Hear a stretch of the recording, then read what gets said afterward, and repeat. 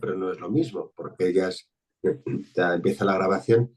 Pues buenas tardes a todos, bienvenidos a esta sesión del seminario en la que nos acordamos especialmente de Blanca y pedimos por su recuperación. En esta sesión, pues lo que voy a intentar es transmitir lo que Blanca diría con sus diapositivas, habiéndola escuchado mucho, pero de entrada, y bueno, hace falta que lo diga porque todos sabéis, yo no he estado 40 años estudiando a la persona, entonces no puedo decir lo que ella diría, pero sí puedo señalar algunos aspectos y sobre todo ayudar a que entre todos reflexionemos, ¿vale? Entonces, voy a compartir la pantalla para que podamos seguir la presentación que ya os he mandado y procuraré decir lo que diría Blanca. Y si en algún momento meto algo de mi cosecha, pues lo aclararé, porque también lo he pensado, no sé cómo saldrá. Y bueno, yo estaré pendiente del tiempo, pero quisiera hablar media hora, 40 minutos como máximo, para que también podamos hacer una amplia conversación, porque le dije a Blanca, no va a ser una clase magistral, va a ser otra cosa. Entonces, aquí empiezo yo a compartir la pantalla. Padre Si en Jaime, algún muchas gracias momento... por cubrir el espacio y va a estar muy bien cubierto, lo sabemos muy bien. Seguramente usted es el que más ha trabajado cerca de Blanca, así que Y si hable no, con disimulamos, no pasa nada. confianza, padre, por favor. Si no, disimulamos, no pasa nada. Pero bueno, aquí tengo su presentación y yo quisiera empezar un poquito donde estamos, porque yo no sé si todos... y me dijo Blanca que en el grupo estamos personas a lo mejor eh, que llevamos más tiempo hablando y escuchándonos y otras personas un poco más nuevas. Y me dice, no te dé apuro repetir, que las cosas que se repiten se asimilan mejor. Entonces, perdón si alguno encuentra muy básicas algunas de las cosas que diré, para otros pueden ser novedosas o pueden ser aclaradoras, ¿no? Estamos en el quinto encuentro y todo esto nace de que el año pasado, cuando nos reunimos en Madrid, uno de los temas más relevantes de la antropología que pensamos que está por estudiar es la esponsalidad. Si la persona tiene una estructura esponsal, ¿dónde radica esa esponsalidad? ¿Existe o no existe la esponsalidad intratrinitaria? Eh, porque si estamos haciendo una antropología filosófica y teológica, pues son preguntas que surgen.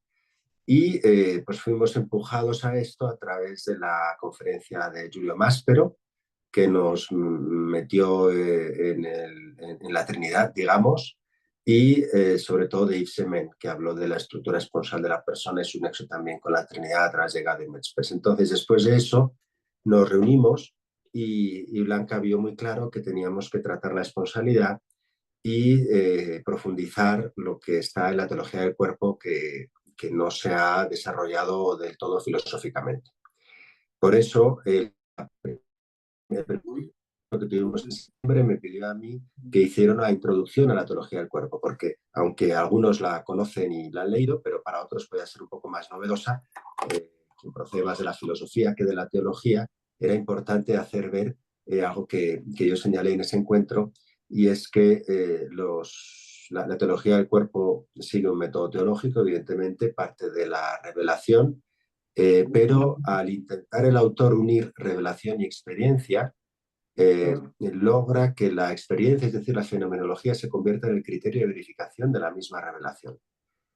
Y por eso podemos encontrar los contenidos filosóficos de este volumen y dialogar. Todo lo que es verdadero, bueno y bello lo es para todos los hombres, no solo para los cristianos, no solo para aquellos que creen en la revelación. Y entonces eso es lo que un poquito procuramos ver en ese primer encuentro para justificar el uso filosófico y teológico que hacemos de estas audiencias.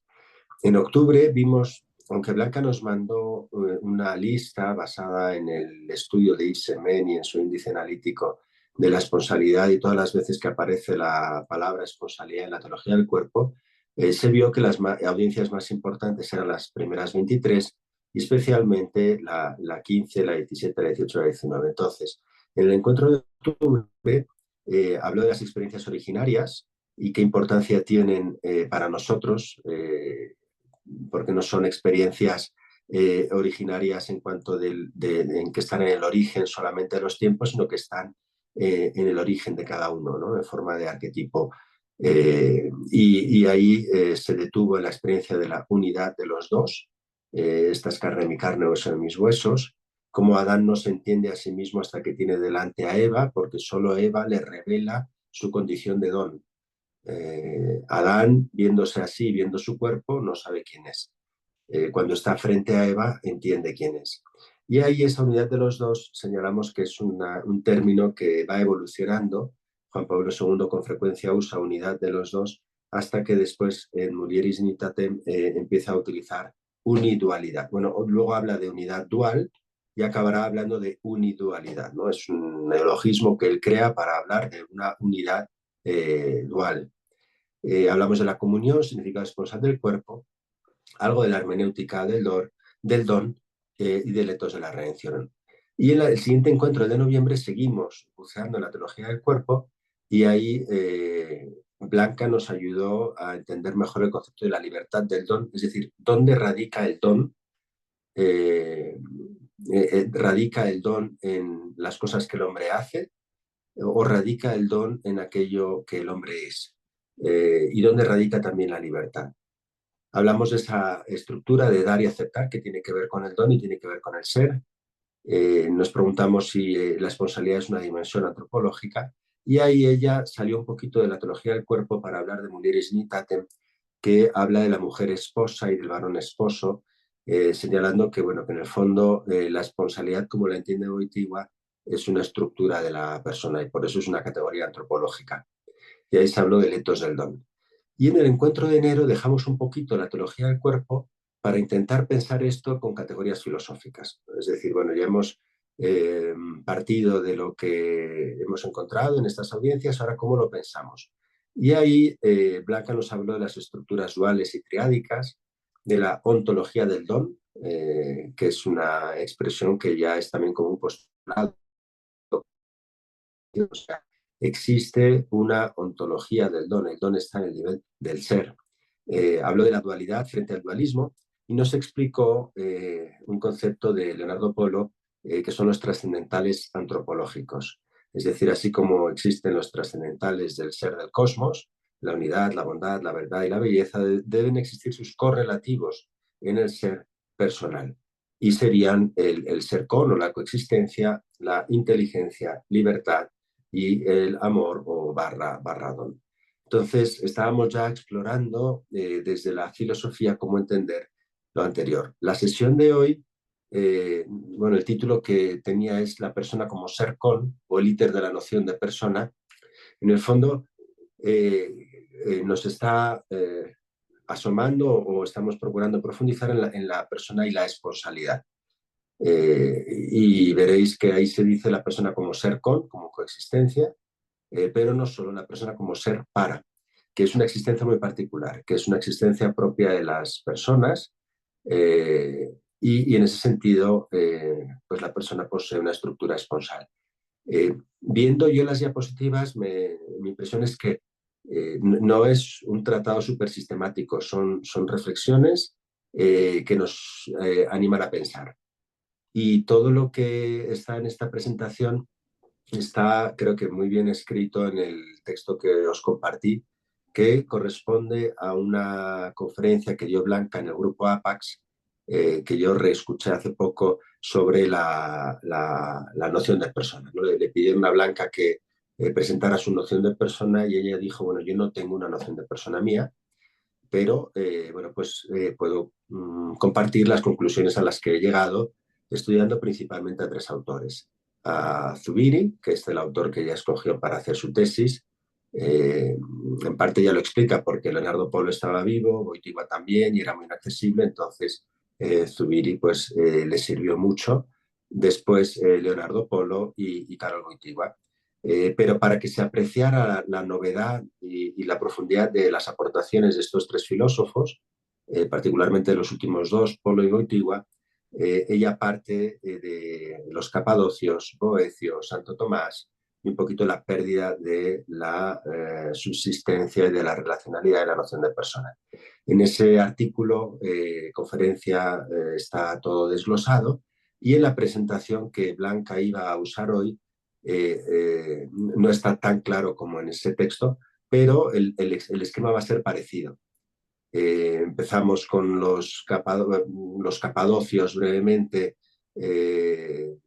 Boecio y Santo Tomás, para intentar asomarnos a las aportaciones de Wojtyła y de Leonardo Polo. Eso es lo que vamos a hacer en este encuentro, y todo parte de esa necesidad de entender la esponsalidad. Este es el Padre cuadro. Jaime, si me permite una Por anotación. favor, sí, sí, Beto. Me parece que su cámara está apagada. No sé Ah, sí. si los demás detectan lo mismo. Eso, correcto. Sí, ¿Ahora me veis?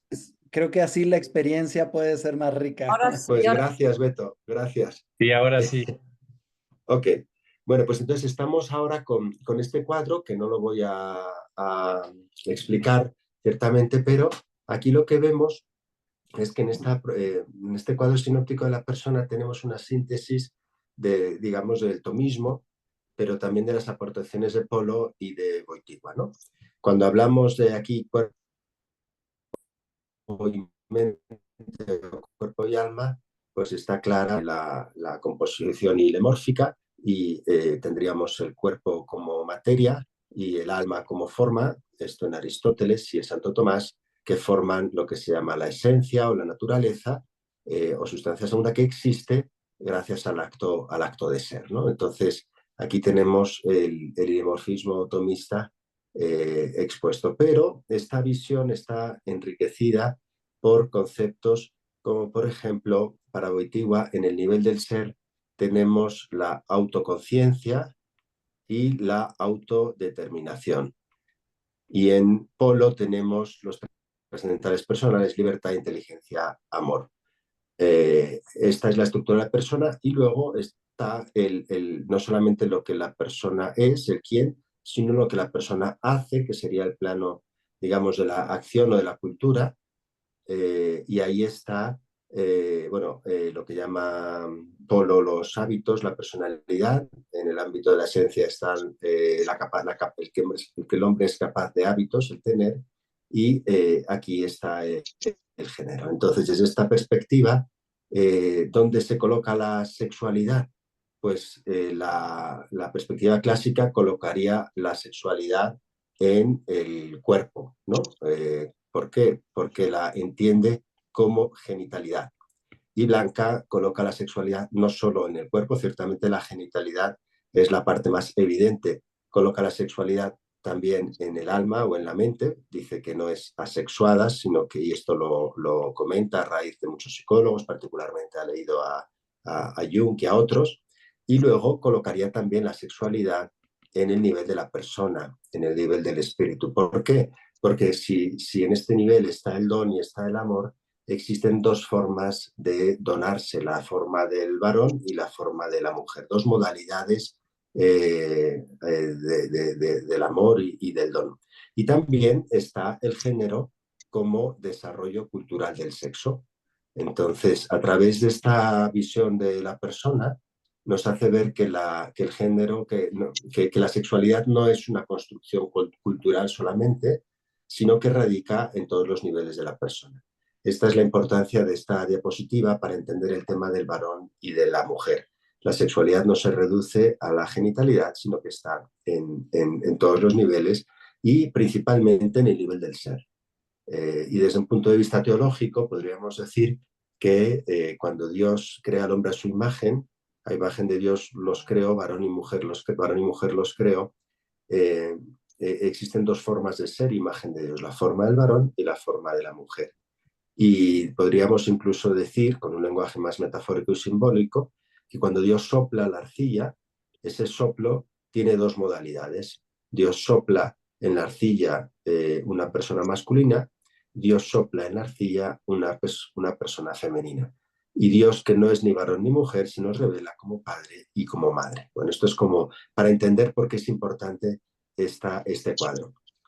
Después, no me voy a detener mucho aquí, en esta diapositiva se explica cómo la noción de persona se forja por obra de los capadocios, y aquí lo importante es que la describen como relación subsistente para aplicarla a Dios. Y tenemos una cita de Gregorio Nacianceno en la que queda claro cómo las personas divinas son relaciones subsistentes.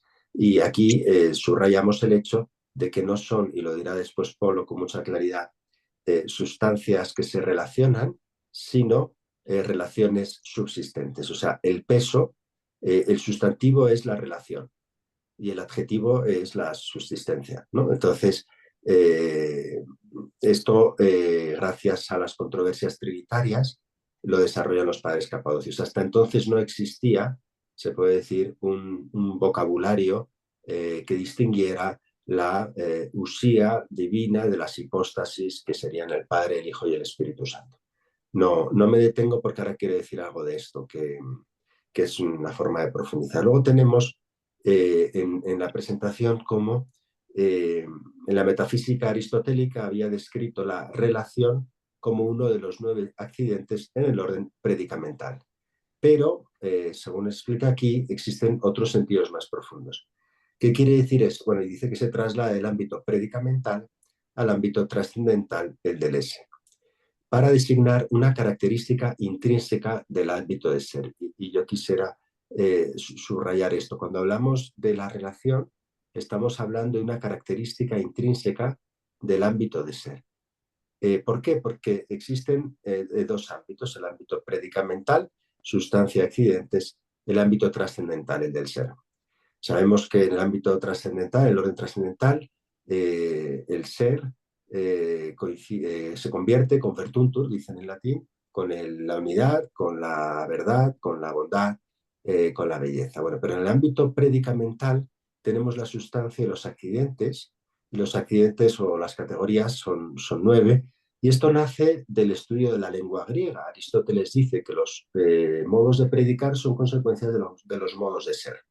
Analizando en la lengua, ve que en la lengua existen sustantivos, sujeto y predicado. Entonces, el sujeto lo identifica con la sustancia y el predicado con los accidentes. Y dentro del predicado existen los verbos, la acción, la pasión, existen los complementos circunstanciales de lugar, de tiempo, de modo, y así va él delineando todos los ámbitos del ser que tienen que coincidir con los ámbitos del hablar. Ser, conocer y decir forman un triángulo en el que los modos de predicar son consecuencias de los modos de ser, que a su vez son consecuencias se refleja en nuestra manera de conocer, ¿no? Conocemos el sensible per se propio y a través de ellos el sensible per se praxidens, etcétera, etcétera. Bueno, estos ámbitos de ser, dentro de estas categorías está la relación. ¿Qué nos dice Blanca con esta diapositiva? Que no es suficiente entender la relación como una categoría, sino que la relación está en el ámbito del ser. ¿Por qué? Porque Dios, acto puro, tiene unas diferencias íntimas y esas diferencias constituyen en la divinidad a las personas divinas como personas distintas, ¿no? Con el término relación explica que en Dios la diferencia es primera, como lo es la unidad. De modo que la relacionalidad es estar frente a frente, del Padre frente al Hijo, del Hijo frente al Padre, y la reciprocidad relacional del Espíritu Santo con ambos permite acercarse a la unidad y Trinidad de Dios conjuntamente.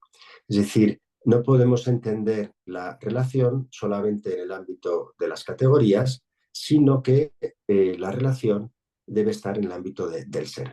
Y aquí Blanca cita un artículo que posiblemente todos conocéis, pero que me parece que vale la pena ver muy rápidamente, que es el de Garrigues, un dominico francés de origen español que explica, que escribe un artículo muy breve sobre la reciprocidad trinitaria del Espíritu con respecto al Padre y al Hijo. Entonces, en este artículo, que está publicado en Descripta Teológica, ciertamente no lo vemos entero, pero solamente quiero subrayar cuál es el problema de no haber entendido, cuál es la crítica que hace Garrigues a la comprensión que tenemos de la Trinidad y cómo repensar esta comprensión nos podría ayudar a entender mejor en qué consiste la relación subsistente, es decir, en qué consisten las personas divinas.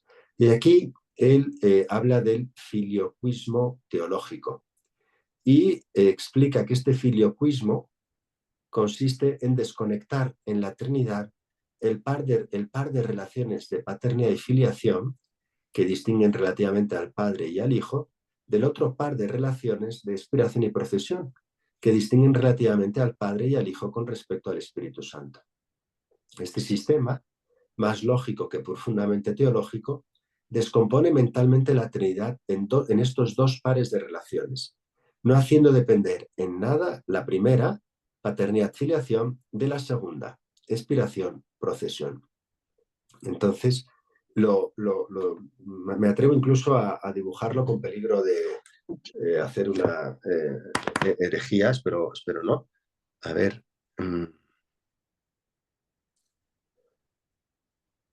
vamos a atrevernos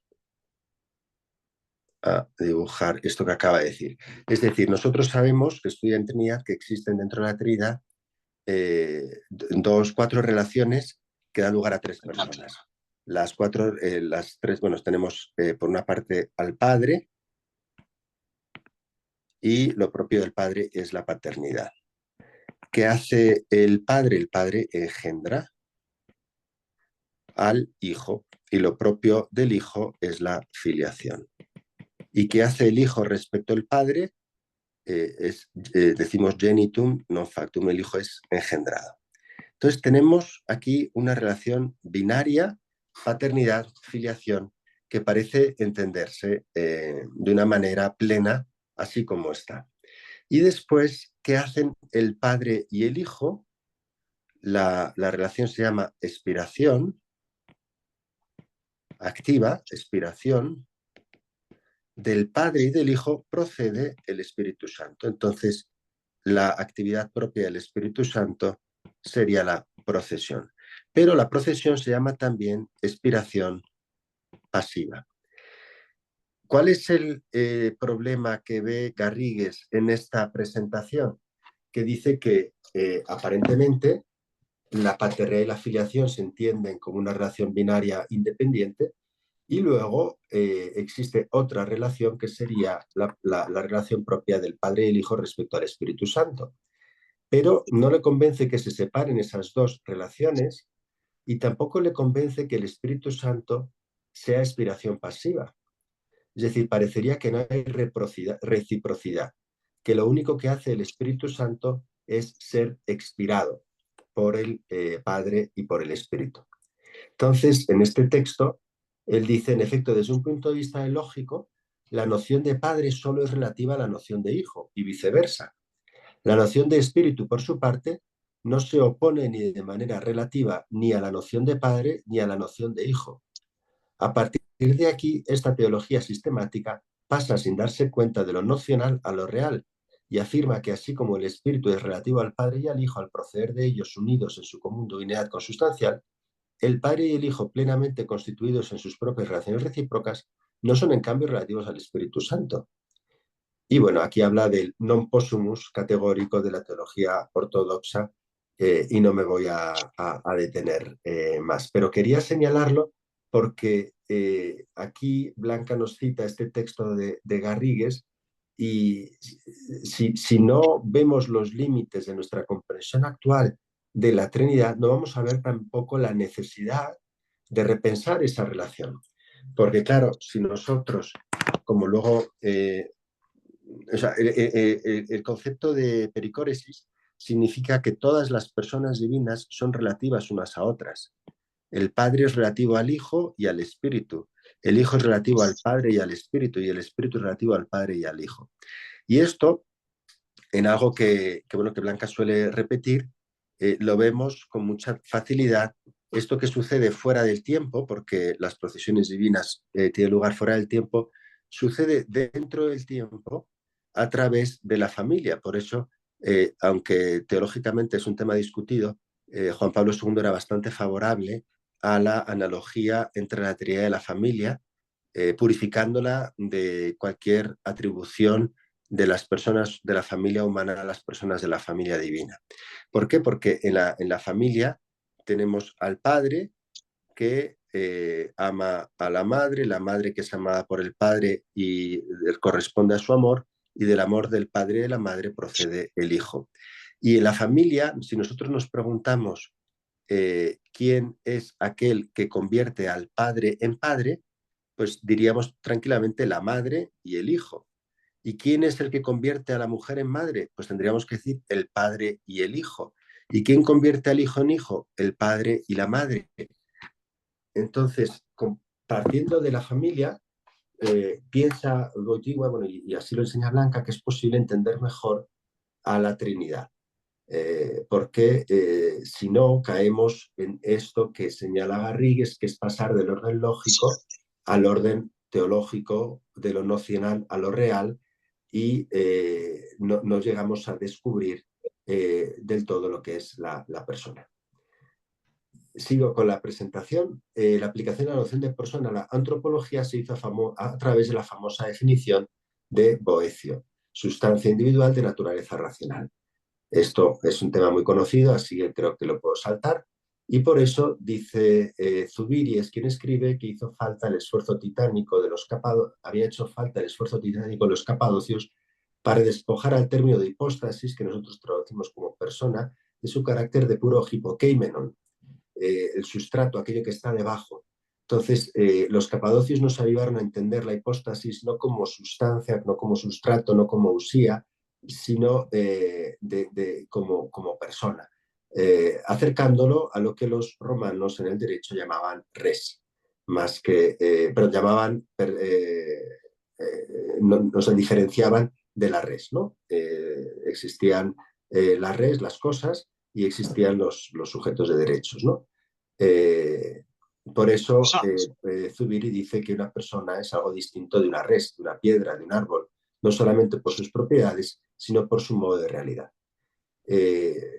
Tomás de Aquino dice que parte de Boecio, y aunque su pensamiento maduro rectifica a Boecio, este cambio no se transmitió, ¿no? Aquí habría que leer el de Potencia. Hace poco hubo en Apax una Juliana Peiró, en la que explicaba la noción de persona en Tomás de Aquino, y bueno, se repasaron todos estos textos, y dice que, o sea, es verdad que aunque Tomás corrige a Boecio y tiene una noción de persona en la que no se pierde la subsistencia espiritual, sin embargo, no se transmite. Y además no integra la relacionalidad, sino que la niega. Dice que ni la persona humana ni la angélica son relacionales. Entonces, si vamos nosotros, cuando podemos ver todo el artículo, pero sí lo esencial de la cuestión 29, va muy bien hasta que al final parece que se estropea, ¿no? La pregunta es, ¿el nombre persona significa o no significa relación? Leo solamente el último párrafo del set contra, el penúltimo, perdón, porque vemos que coincide bastante con lo que nosotros creemos y enseñamos, ¿no? Dice, perdón, antepenúltimo. La distinción de las personas divinas no tiene otro fundamento que las relaciones de origen. Y la relación no es como la del accidente inherente al sujeto, sino que es la misma esencia divina. Por lo tanto, así como la deidad es Dios, la paternidad divina es Dios Padre, que es persona divina. Así pues, persona divina significa relación subsistente. Y esto es lo mismo que decir relación sustancial, que no es más que la hipóstasis subsistente en la naturaleza divina. Hasta aquí todo perfecto. Según todo esto, es cierto que la persona significa directamente relación e indirectamente esencia. Fijaos, la persona significa directamente relación e indirectamente esencia. Sin embargo, no significa relación en cuanto a relación, sino relación hipostática.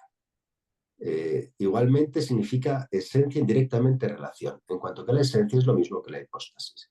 Y la hipóstasis se distingue por la relación. De este modo, la relación en cuanto tal indirectamente está en la razón de la persona. Con lo cual, yo creo que queda claro que esto que dice Santo Tomás pues coincide con lo que enseña hoy el personalismo, etc. Sin embargo, cuando responde a la cuarta objeción, eh, separa la relacionalidad de las personas humanas y angélicas. Dice, bueno, salto hasta la línea cuarta, aun cuando la relación esté contenida en la significación de persona divina y no en la significación de persona angélica o humana, no se puede concluir que persona se aplica equívocamente. Es decir, acaba de quitar la relacionalidad de la persona angélica o humana, porque la objeción 4 dice, en los hombres y los ángeles, persona no indica relación, sino algo absoluto. Bien, creo que es útil ir a estas fuentes, ver cómo por una parte está Santo Tomás, por otra parte el tomismo y todo lo posterior. Y bien, aquí me parece interesante citar la crítica que hace, antes de pasar a Wojtyła y Apolo, la crítica que hace Ratzinger y la crítica que hace von Balthasar. Y estas no son de Blanca, sino que las he buscado yo, porque Ratzinger, bueno, pues es un experto en San Agustín y lo critica. Y también critica a Santo Tomás, ¿no? En un artículo que he encontrado solo en inglés, que se titula acerca de la noción de persona en teología, y en el cual él dice que San Agustín ha traspasado la afirmación teológica en la antropología, intentando entender a la persona humana como imagen de la Trinidad en términos de su idea de Dios. Desgraciadamente cometió el error decisivo, fijaos que dice, Agustín cometió un error decisivo que volverá a cometer después. Proyectó a las personas divinas en la vida interior de la persona humana y afirmó que los procesos intrapsíquicos corresponden con estas personas. Estamos hablando de la analogía psicológica. La persona como un conjunto, por el contraste, corresponde a la divina sustancia. Como resultado, el concepto trinitario de persona no se transfirió a la persona humana y a su impacto inmediato. Y por eso más abajo dice que fue un resultado de la doctrina trinitaria de San Agustín que las personas de Dios se cerraron en el interior de la divinidad y que hacia afuera Dios se convirtió en un yo y que se perdió la dimensión de nosotros en la teología. Entonces, la comprensión de la analogía psicológica de San Agustín, que las tres personas divinas, la imagen de esas tres personas divinas está en las tres facultades del alma, tuvo como consecuencia que se perdió la dimensión de nosotros en la teología. Y luego critica a Santo Tomás porque dice que el giro que trajo Tomás a través de la separación de la doctrina del Dios uno y la doctrina de la Trinidad fue todavía más incisiva. Llevó a Tomás a considerar la fórmula Dios es una persona legítima, aunque había sido considerada herética por la Iglesia primitiva. Y aquí tengo lo que dice Santo Tomás de Aquino en la tercera parte, cuestión tercera, en el cual pues llega a decir que se puede hablar de Dios como una persona. Me parece importante señalar, porque Ratzinger no es sospechoso, creo yo, de modernista ni de... Y a veces, cuando Blanca presenta estas cosas, yo escucho muchas reacciones de gente que dice, bueno, es que Blanca no sabe teología, o es que es muy moderna, o es que... Y que Ratzinger mismo haya criticado esta interpretación me parece que da mucha solidez a lo que está haciendo el grupo. Y luego von Balthasar también tiene una lamentación respecto al olvido de la dimensión trinitaria en la especulación y la espiritualidad. Él dice que en el hombre tiene que haber un reflejo de la Trinidad. Dice, el hombre no podría ser en absoluto esta imagen y semejanza de Dios si Dios solo hubiera querido representar en él su esencia única, excluyendo la vitalidad trinitaria de dicha esencia, ¿no? El modo interpersonal no puede alcanzar la unidad sustancial de Dios, mientras que el modelo intrapersonal no puede representar la real y permanente reciprocidad de las hipóstasis en Dios. Se asombra, es muy interesante, cuando él dice que ni los griegos, ni los monjes, ni los filósofos, ni racionalistas o empiristas han visto en la paternidad y la filiación un destello de la lógica trinitaria en el mundo, porque en su opinión la fecundidad es la imago trinitatis más elocuente inserta en la criatura. O sea, la fecundidad es la imagen de Trinidad más elocuente, dice von Balthasar. Es la prueba permanente en favor de la estructura triádica de la lógica creatural concreta. Una ley no solo de lo orgánico, sino también de la vida espiritual. Y dice que esta fecundidad tiene una prefiguración en lo natural. Dice, todo yo, tú espiritual, solo se puede realizar en uno objetivamente tercero, como subraya Hegel. en donde la auténtica paideia, según Platón, es un engendrar en lo bello y, por tanto, la producción de un fruto. Con lo cual, según Ratzinger y según von Balthasar, lo que señala Garrigues y lo que lamenta también Blanca es algo que hay que considerar. Si nosotros nos olvidamos de la Trinidad y del hombre imagen de Dios, pues no vamos a entender la antropología. Y veo que llevo ya media hora y apenas estoy llegando a los dos autores, pero creo que bueno, me tomo todavía 10 minutos, perdón. Padre, no Eh, hay ninguna prisa, ¿eh? bueno, Tómese el tiempo que como, necesite. como no está la jefa, me tomo todavía un tiempo. Esto era creo que es importante porque para poder entender las aportaciones novedosas de Zubiri, de Wojtyła, de Polo, pues tenemos que ver dónde estaban los límites. Y si no entendemos los límites de una antropología que no ha bebido de la Trinidad, pues tampoco vemos la necesidad de desarrollar nociones nuevas, ¿no? Bien, entonces, a raíz de esto, partiendo de aquí, tenemos el íter de la noción de persona en Zubiri, pero como yo no soy experto en Zubiri, me lo voy a saltar y nos vamos a quedar con Wojtyła y con Polo. Y a Polo lo presento con mucha humildad y si Beto o alguien quiere añadir algo, pues por supuesto que puede ser útil, ¿no? Wojtyła, aquí Blanca en las diapositivas pasa de la filosofía a la teología, de amor y responsabilidad, a persona y acción. Igual se podría ordenar de otra manera, pero yo creo que lo importante es como dar pinceladas y luego sacar conclusiones. Dice, Wojtyła trabajó filosóficamente la noción de persona al explicar la ética. Esto es importante porque él parte de la ética y se remonta a la antropología. O sea, su primer interés, sus primeros libros, él fue profesor de ética, pero explicando la ética, desarrolla, por ejemplo, la norma personalista y eso presupone una visión de la antropología. En la teología del cuerpo, el parte del etos, el etos de la redención, dice, bueno, ¿quién es el hombre capaz de vivir tal etos? Y desarrolla otra vez la antropología. Entonces, en Wojtyła parte de Kant, que dice que la persona es fin y no puede ser utilizada como medio. Y él desarrolla esta idea en amor y responsabilidad. Pero ¿qué pasa? Que cree que Kant tiene razón, pero que se puede ir más lejos. Es decir, afirmar que la persona es fin y no puede ser utilizada como medio es verdad, pero se puede decir más. Entonces, en Amor y Responsabilidad, que es una obra del año 60, escribe cuando tiene 40 años, él desarrolla el imperativo categórico diciendo que la persona debe ser amada, que la única manera adecuada para tratar a una persona según su dignidad es el amor. Cosa que para algunos puede ser exagerado.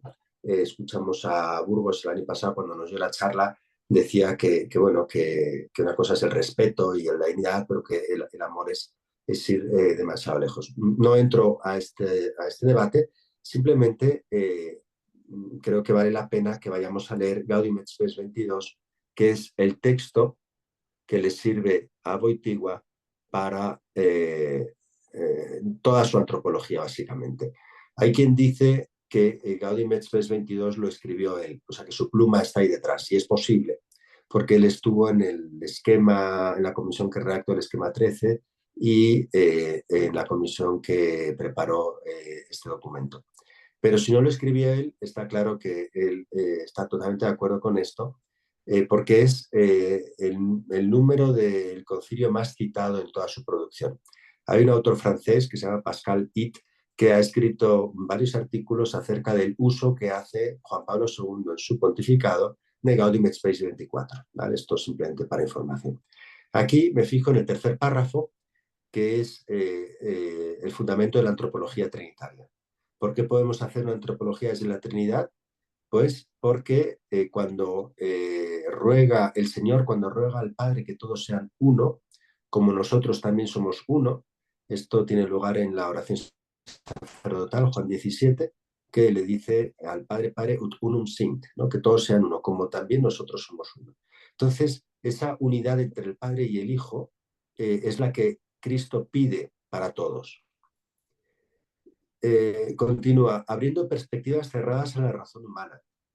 ¿Qué significa esto? Que que si Dios no se hubiera revelado, si Cristo no se hubiera revelado como el Hijo del Padre y no hubiera pedido esta unidad, la razón humana no habría llegado tan lejos, ¿no? Llegamos aquí estimulados por la revelación. Bueno, pues esta oración sugiere una cierta semejanza entre la unión de las personas divinas, el Padre y el Hijo, pero también el Padre, el Hijo y el Espíritu, y la unión de los hijos de Dios en la verdad y en la caridad. ¿Qué unión de los hijos de Dios? Bueno, pues las distintas formas de unión, las distintas comunio personarum, comuniones de personas, de las cuales el arquetipo pues es el matrimonio, pero no es la única forma de comunidad. De alguna manera aquí nos dice, y luego lo que Juan Pablo II desarrolla es que el arquetipo se debe buscar en el prototipo y no en los estereotipos, ¿no? Y perdón por el trabalenguas, pero lo que quiere decir es que si queremos entender el arquetipo de la comunidad, tenemos que ver al prototipo, es decir, a la comunio personarum de la Trinidad, y no a las formas históricas equivocadas a veces de realizar las comunidades humanas, en concreto la familia, ¿no? Leí hace poco a Munier, que tiene una visión muy crítica de la familia. ¿Pero por qué? Porque tiene delante a la familia hamburguesa, a la familia patriarcal, a la familia autoritaria. Entonces debemos dejar de lado los estereotipos frutos de la historia para ver al prototipo, que es la comunión de la comunión personal de la Trinidad. Esta semejanza demuestra que el hombre, única criatura terrestre a la que Dios ha amado por sí mismo, es decir, el hombre es fin en sí mismo, Dios la ha amado por sí mismo, y lo de criatura terrestre sirve para que quepan los ángeles también aquí, no puede encontrar su propia plenitud si no es en la entrega sincera de sí mismo a los demás. Es decir, Blanca lo explica con esta diapositiva, el hombre es fin en sí mismo, pero no es fin de sí mismo. ¿Por qué? Que el hombre es fin en sí mismo lo ha dicho Kant. Que el hombre no es fin de sí mismo lo añade Wojtyła a partir de Gaudium et Spes. De manera que el hombre encuentra su realización en el don sincero, la entrega sincera de sí. Y con esto estamos entendiendo una visión distinta de la persona. Desde el punto de vista filosófico, en Persona y Acción, él se separa de Boecio y dice, en la noción de persona se incluye algo más que la de individuum. Persona es algo más que naturaleza individualizada. Es una plenitud que no consiste solo en ser concreta, ¿veis? Está criticando a Boecio. Y se acerca al personalismo cuando dice, el lenguaje corriente dispone de un pronombre lapidario y expresivo a la vez.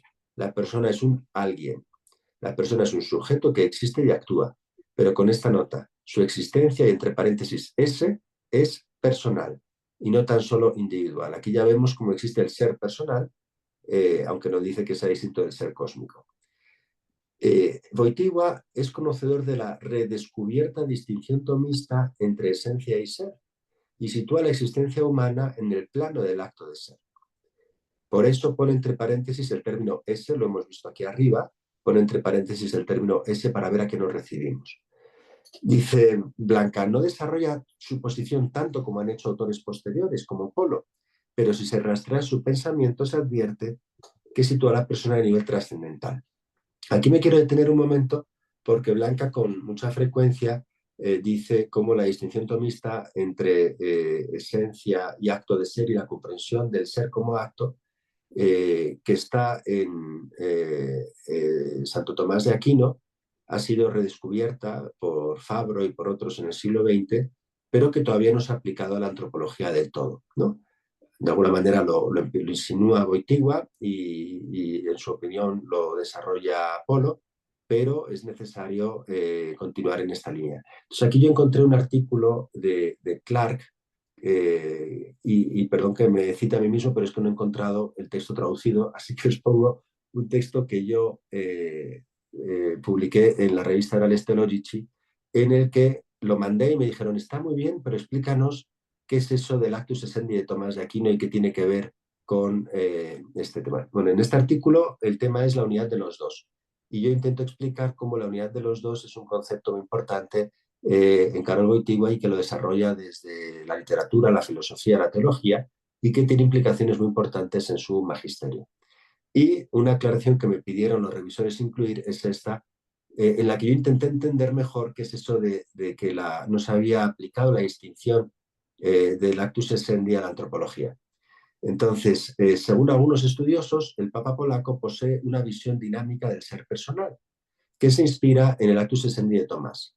Buttiglione dice que la concepción del acto de ser que es utilizada hace pensar en las interpretaciones más modernas de Santo Tomás. Y él cita a Gilson, a Fabro y sobre todo a De Finance. Hace poco vi a Buttiglione y le pregunté, dije, y me confirmó que en su opinión, y él ha escrito mucho y ha estudiado este tema, la fuente que le lleva a Wojtyła a conocer este tomismo es De Finance. Y habla de esto en la teología del cuerpo, pero ahora no es el momento. Aunque Santo Tomás se basó en gran medida en la filosofía de Aristóteles, importantes desarrollos, sobre todo el tema del actus essendi. Salto y explico en qué consiste la aplicación de la antropología. Para Santo Tomás, el actus essendi es el fundamento ontológico de todo ser y existencia, de manera que todo recibe su existencia y naturaleza del acto de ser, que es Dios, ¿vale? Esta interpretación permite a Santo Tomás explicar la relación entre Dios como ser necesario y todas las cosas creadas como seres contingentes y dependientes, ¿vale? Vamos para abajo y dice, entre otras importantes perspectivas, es útil señalar que desde esta visión, comprendiendo el ser como acto y aplicando la antropología, se subraya mejor la dignidad y unicidad de cada ser humano como ser único e irrepetible, cuyo origen trasciende el ámbito material.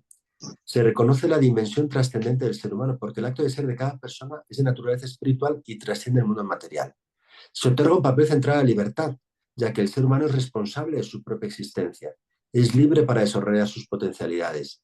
Se incluye necesariamente la dimensión relacional, ya que el ser personal es un ser abierto, un ser para la comunión, fruto del don y del amor. Y salto un poco y veo que es para Clark el ser de Santo Tomás. Dice Clark, ser persona es ser un ser bipolar, que está a la vez presente en sí mismo, poseyéndose activamente por su autoconciencia, que es su polo sustancial, y también orientado activamente hacia los demás, hacia la autocomunicación amorosa, que es su polo relacional. Ser una persona auténtica, en una palabra, es ser un amante, vivir una vida de dar y aceptar interpersonal. El término persona es esencialmente un nosotros. La persona solo existe en su plenitud en plural. Y esto que vemos aquí lo desarrolla Clark partiendo del ser en Santo Tomás. Con lo cual, me parece a mí que las intuiciones que Blanca descubre en Wojtyła se pueden desarrollar ampliamente desde el tomismo también. No soy yo el más experto en Tomás de Aquino, pero creo que es importante sumar. Y me parece que lo que hace Clark va en esa dirección. Bien, esto creo que lo podemos saltar. Lo podemos saltar también. Aquí, interesante como dice que en el hombre se halla una singular plenitud del ser. Otra vez cita plenitud del ser, ¿no? O sea, se acerca a lo que Polo va a hablar cuando desarrolla la antropología trascendental. Entre el ser para sí mismo y ser para los demás existe un vínculo profundo, que solo puede hacerse don desinteresado para los demás quien se posee a sí mismo. Es decir, el don no es solo lo que el hombre hace, no está en el plan del actuar, del obrar, sino que está en el plan del ser, porque el hombre, por su ser personal, se autoposee, tiene autoconciencia, autodeterminación, autoposee. Y entonces podemos desarrollar la ontología del don. El don está en ese lugar trascendental. De este modo existe Dios en el inefable misterio de su vida interior. También el hombre fue llamado a una existencia semejante y por eso los crea varón y mujer. ¿Vale? Ella es para mí, ella es mía, ella es para mí y gracias a ella yo puedo hacerme don, ya que ella misma es don para mí. Bueno, esto es del don desinteresado. La persona como relación subsistente y aquí en esta diapositiva Blanca habla de que la persona sea relacional, es una propuesta de la mayoría de los pensadores del siglo XX, empezando por Heidegger, los personalistas o dialógicos, que abogan por incluir la relación dentro del concepto antropológico de persona. Y la describen como ser con. Y ese es Heidegger, pero todos los pensadores dialógicos, especialmente Buber, el yo y el tú y otros más. Pero la persona no es solamente un ser con, la persona no solamente coexiste con otras personas, sino que desde la visión de Gaudium et Spes que Wojtyła sostiene, es un ser para. Y esto lo ha desarrollado sobre todo Levinas. que también pues tiene un origen es conocedor del Génesis. La persona es un ser para. ¿Por qué? Porque no es fin en sí mismo, pero no es fin de sí mismo. Se realiza en el don. Con lo cual, desde esta propuesta no es suficiente decir que el hombre existe con otros o coexiste, sino que el hombre existe para. Es decir, su vida tiene sentido en la comunión de personas. Ah, Y yo creo que esto lo salto, tenéis la presentación entera. Y aquí empezamos muy brevemente con Polo, porque muchos de los que estáis aquí lo conocéis mejor que yo. Dice que la dimensión relacional es constitutiva no solo con Dios, sino con la persona respecto a otro ser humano. Y aquí esto me parece genial. Esta frase dice, las relaciones no se establecen a partir de las personas, o lo que es igual, estas no preexisten a las relaciones. Se trata de relaciones personales, subsistentes, no de subsistencias que se relacionan. Por ello, la misma unidad divina es imposible sin la Trinidad de personas. Veis aquí cómo no es que existe primero la persona y luego la persona entra en relación, sino que es la relación la que permite la subsistencia de la persona. Eh, Habla de cómo la persona fue inicialmente un tema teológico y dice no se han aprovechado todas las virtualidades que tiene. Ante todo esto, una persona sola es imposible, absolutamente imposible. Bueno, pues yo estoy convencido de que efectivamente no se han aprovechado todas las virtualidades del libro del Génesis, porque da lugar a una antropología en la que la comunión y la vocación a la comunión y a dónde sí es constitutiva y no es opcional. Y pienso que la filosofía, también el pensamiento cristiano ha bebido más de la filosofía griega. Blanca habla mucho de la mónada y del monon de Platón, y etcétera. Ha bebido más de ahí y de la lectura que hace Agustín de la analogía trinitaria y del Génesis, ¿no? Y por eso aquí dice Polo que una persona única es un contrasentido, es que no existe, ni existe ni puede existir. Es una contradicción, es un absurdo. Y por eso dice, coexistencia no significa que uno primero sea uno mismo y después se relacione con otros. Coexistencia significa que la persona es de índole dialógica, no monológica. ¿Y esto en qué se traduce? Pues que una persona sola, primero no puede existir porque somos fruto del amor de dos, pero también no seríamos viables ni siquiera como especie humana, eh, porque necesitamos del otro para existir y necesitamos del otro para desarrollar el lenguaje y necesitamos del otro para la educación. Por eso, esto que dice Polo, que es absolutamente verdadero, falta por desarrollarlo y aplicarlo a la antropología. Y otra vez aquí dice, las relaciones no se establecen a partir de las personas, no preexisten a las relaciones, son relaciones personales. Y luego aquí habla del ser hijo, ser varón, ser mujer, y esta es una realidad poco pensada, pero clave para hablar de la familia. Aquí Blanca cuenta que ella se acercó en algún momento a Apolo para hablar de la dualidad trascendental y preguntarle si la masculinidad y la feminidad podrían estar ahí en esa dualidad. Y Polo le dijo que no tenía, que no lo había pensado y que no tenía tiempo de pensarlo, pero que ella lo pensaba, ¿no?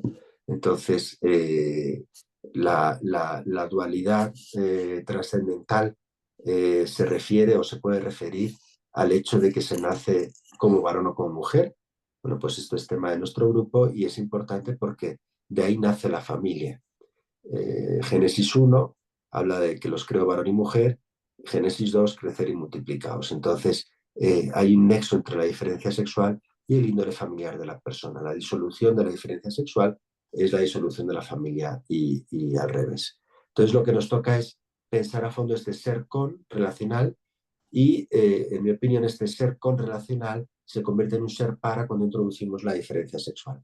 Y por eso la plena comprensión de la persona no puede obviar esta dimensión. Y esto está dicho, pero que ya pasó al final porque ya no quiero entretenerme más y eventualmente en la siguiente sesión podemos retomar algunas de estas partes. La última diapositiva que nos manda Blanca es un texto de la Congregación para la Educación Católica que habla de la necesidad de reiterar la raíz metafísica, podríamos decir personal o podemos decir ontológica, de la diferencia sexual. Varón y mujer son las dos formas en que se expresa y se realiza la realidad ontológica de la persona humana. Entonces, esto que de alguna manera Boitigua insinúa y que Polo pone en los presupuestos, pues parece que es, bueno, Blanca le ha dado vueltas durante mucho tiempo y que podemos nosotros seguir pensando y seguir desarrollando. Bueno, al final me tardé un montón más, pero ojalá nos haya servido. Como digo, seguramente no habéis escuchado cosas nuevas. También me ha faltado ser como más sistemático en la última parte, pero ojalá nos haga pensar y ahora abrimos el intercambio bueno, preguntas en las que pueda responder, pero también comentarios, interpretaciones personales, cosas que pueden ayudar a dar luz a este tema. Y con todo esto grabado, pues seguimos pensando y preparamos la siguiente sesión. Ana Isabel. Hola, buenas tardes. Bueno, yo escribí mis preguntas, dudas e inquietudes en el chat. En el de aquí. Sí, no sé Vale, es que no lo si estaba viendo. sean demasiadas y voy a quitarle el tiempo a otros. Me Vale. parece que sí son demasiadas, Ana Isabel. Ya Creo que sabía que el veto me empezaría iba a poner una en o esta dos. Beto, modera tú, que luego yo me enrollo. Y Sí, córtame si me con todo enrollo. gusto, padre. Yo creo que sí son demasiadas, Ana Isabel. Son muy interesantes, para serte sincero. Entonces creo que lo correcto sería una o dos. Y Te si quiero, nadie Beto. más quiere intervenir, pues seguimos, si te parece, para Perfecto, que no se sobremonopolice el asunto, ¿no? perfecto. Bueno, a medida que fue la exposición, padre Jaime, yo fui apuntando mis dudas, inquietudes o lo que fuere. La primera, una precisión a nivel personal para Polo, más que inteligencia, es intelecto en acto. O sea, la inteligencia es potencial, entonces él no le ubica la inteligencia como una condición o una dimensión Del ser. trascendental del ser, sino eso. Y, y en cambio, en el plano de la esencia, no ubica el intelecto, sino la inteligencia racional. Sí, Entonces, eso en el sí, sí. cuadrito aquel quizá. Sí, este cuadrito es una simplificación de Gro, Blanca lo creo, y efectivamente, hasta donde yo entendí Polo, él habla del intelecto agente como trascendental, ¿no? Sí, sí, sí. El intelecto Entonces agente como está, por una trascendental, parte, pero intelecto agente, la dimensión le, trascendental de la persona, y luego la ajá, inteligencia como facultad que podría estar en el nivel de la esencia. ¿Me equivoco? Pues es exacto. así. Ok, Y también en ese sentido me parece que describir la esencia como el qué no es muy preciso, sino como el cómo, porque la esencia es la naturaleza configurada o actualizada por hábitos, por El qué sería la naturaleza, o sea, si entendí bien, la Polo, naturaleza sí sería el distingue qué, naturaleza de esencia, sí, cosa que no hace la metafísica cosa que no clásica, hace el tomismo ni la y filosofía clásica. entonces la naturaleza es el que he dado y la esencia es el que he adquirido, ¿no? Que Eh, sería el cómo que tú estás diciendo. el cómo que yo estoy diciendo, Vale, porque si yo soy más generosa o más culta o lo que fuere, es un cómo me voy haciendo, por decirlo de alguna manera, me voy constituyendo como persona que va tomando la dotación de la naturaleza y la va em, moldeando con hábitos. Eso vendría a ser la esencia. Entonces me parece correcto. que sí que es el qué, no, porque sería común a todos y en cierto sentido, si uno entiende lo que propone Polo, en realidad la esencia es de cada uno. La Vale. naturaleza, bueno, entonces esto pero pienso ¿Sabes que, qué tenemos que hacer, Ana Isabel? Un ¿qué tenemos que glosario. hacer? Tenemos que hacer un glosario en el que, cuando decimos esencia, estamos significando esto. Cuando Ya, perfecto. decimos intelecto, porque muchas veces usamos palabras Sí, que sí, proceden de ámbitos filosóficos distintos claro, y claro. no siempre está claro lo que queremos decir. Para entendernos mejor, claro. Sí, muy buena idea. ¿Se ha acabado mi oportunidad, Beto, o tengo una siguiente? Porque el Beto es como un dictador, ¿verdad? Sobre todo conmigo, no se puede imaginar. Adelante, A ver, Ana. Beto, me das permiso para la Y mientras siguiente? tanto, le agradecería a los demás ¿Mm? que vayan pensando si quieren tener una intervención y alcen la mano, como siempre. Así que adelante, Ana, adelante. Una duda. El ser con, que es el ser mismo de la persona, ¿por qué decimos que es esponsal así, como, como decimos nosotros, de primerazo? O sea, ya, como es ser con, entonces es esponsal. ¿No sería más bien relacional? Que de hecho sí, algunos autores lo dicen, ¿no? Pero nosotros nos hemos casado, digamos así, con intentar demostrar que es esponsal Tenemos que repasar en algo. base a que la persona es Matemática, ser con. tienes todos hechos y no fuiste a clase, ¿cómo no vas a tener hechos? No sé, hay alguien que está hablando, creo que es Amparo. Quizá Beto la puede silenciar. Sí. Sí. Bueno, entonces no sería mejor, más bien, que directamente uno entiende que es relacional y la esponsalidad es no es la única dimensión relacional de la persona. Entonces no sé si es como un salto, sí, como un salto interesado, interesado por nuestro interés, decir que dado el que la persona es ser con, entonces es esponsal. No sé si me... Yo creo, no, habría que pensarlo, pero yo tiendo a pensar como tú. Es decir, me parece que el coexistir, el ser con, nos habla de que existimos junto con otros, que no existimos solos. Y la dimensión esponsal, yo no sé si estaría mejor en el ser para. Es decir, si yo me realizo en el don de mí a los demás, el don sincero, y el don sincero mío tiene que ser el don sincero de un varón, porque yo no me puedo donar de otra manera. Entonces, yo veo más, pero insisto, esto hay que pensarlo, que Ujú, podríamos hablar del ser con como el fundamento de la dimensión relacional y del ser ujú. para desde la propia diferencia sexual como el fundamento de la esponsalidad. Si Wojtyła dice que la esponsalidad tiene que ver con el ser varón y ser mujer, porque son dos formas de ser persona y de ser don, me parece que la hermenéutica del don fundamenta mejor la esponsalidad que la coexistencia. Ahí yo Ujú. sí creo porque es que si no, y si no, no se entiende, ¿no? Y Sí, yo creo por que lo esta es una menos, de las novedades y de las más necesarias. Es decir, porque el personalismo, la dimensión relacional y comunitaria, esa está muy trillada. Lo que es bastante novedoso es que pase por el cuerpo sexuado. claro, claro. Y yo No sé creo si que si hablamos de la persona esponsal, lo que queremos decir es que la persona no solamente existe con otros, sino que existe para otros. Y en ujú, ese ujú. hacerse don, se hace uno desde su propia forma de ser don. Eso me ha gustado Tiene y me ha sentido para mí, convencido. ¿eh? No sé los demás. Sí, me parece, para mí también tiene sentido. Me parece, Ana, que cuando se dice ser con, eso es esponsal, indica un carácter esponsalicio del ser. Lo que se está queriendo decir es que eh, la persona tiene una condición, un carácter, una estructura donal.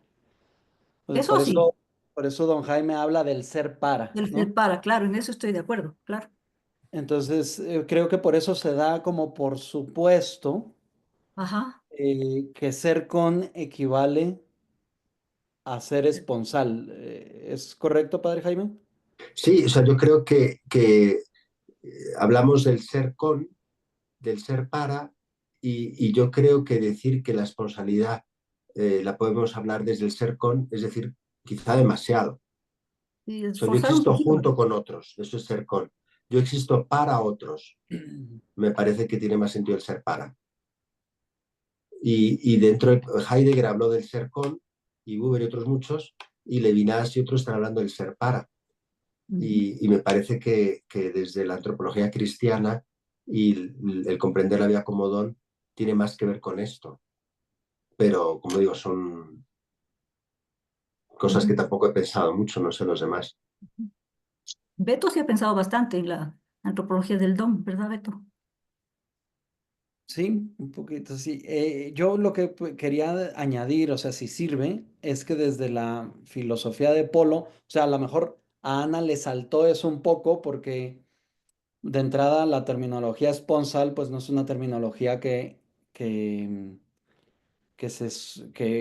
alguien que conoce a Polo esté acostumbrado a eso. Bueno, Es una no solo Apolo, muy yo creo propia que de Juan Pablo solo, II, ¿no? sí, pero incluso dentro de los estudios de Juan Pablo II, creo que la interpretación de Blanca, bueno, Escola y alguno más, pero no es así que esté súper extendida, ¿eh? Ok, no es de común patrimonio, ¿no? Sí, cuando hablamos de persona esponsal, no todo el mundo entiende qué queremos decir. Sí, aquí lo que yo quería indicar es que si sirve el apunte desde la filosofía de Polo, eso a su modo está incorporado en la comprensión del amar como trascendental. Es decir, si bien un trascendental es la coexistencia, es decir, ser como, que Blanca le saca mucho rendimiento, eh, no es el único trascendental del ser personal, de la existencia personal, sino que también la existencia personal se convierte con el amar personal, que es decir, que es coexistir indica ya un para, aunque no está completamente supuesto, porque no es lo mismo coexistir que el amar personal. Simplemente un poco como ese apunte, ¿no? No sé si alguien más quisiera comentar algo en otro sentido. Sí, Alejandra. No, yo por ahí no sé si aporta, yo lo había estado estudiando un poco también en mi tesis, un poco entender el hombre como que la relación trina en el hombre se desdobla en dos relaciones, una que es la filiación y otra que es la esponsalidad. Entonces es como que el hombre es como las dos cosas y ambas cosas son constitutivas, pero que en cierta manera es como que está distendido en el tiempo o en cierta manera le permite como dos relaciones, una la filiación, que es con respecto a Dios y a los padres, y otra la esponsalidad. Y por otro lado, el hombre no puede ser otra cosa que varón-mujer, o sea, la mutua referencia, o sea, entonces quizás que en el fondo también se pudiera decir que es esponsal sin negar la filiación, ¿no? También es como decir es criatura y es esponsal, como las dos cosas a la vez. No sé si se entiende lo que estoy queriendo decir, no me quiero extender mucho. Eh, bueno, eso. Yo sí, y lo veo más como tú, es que aunque seas hijo, eres hijo o hija, no sé si me explico. O sea, no puede ser hijo en neutro. Entonces creo que esponsal se refiere un poco a eso, a que uno nace de una manera o de otra.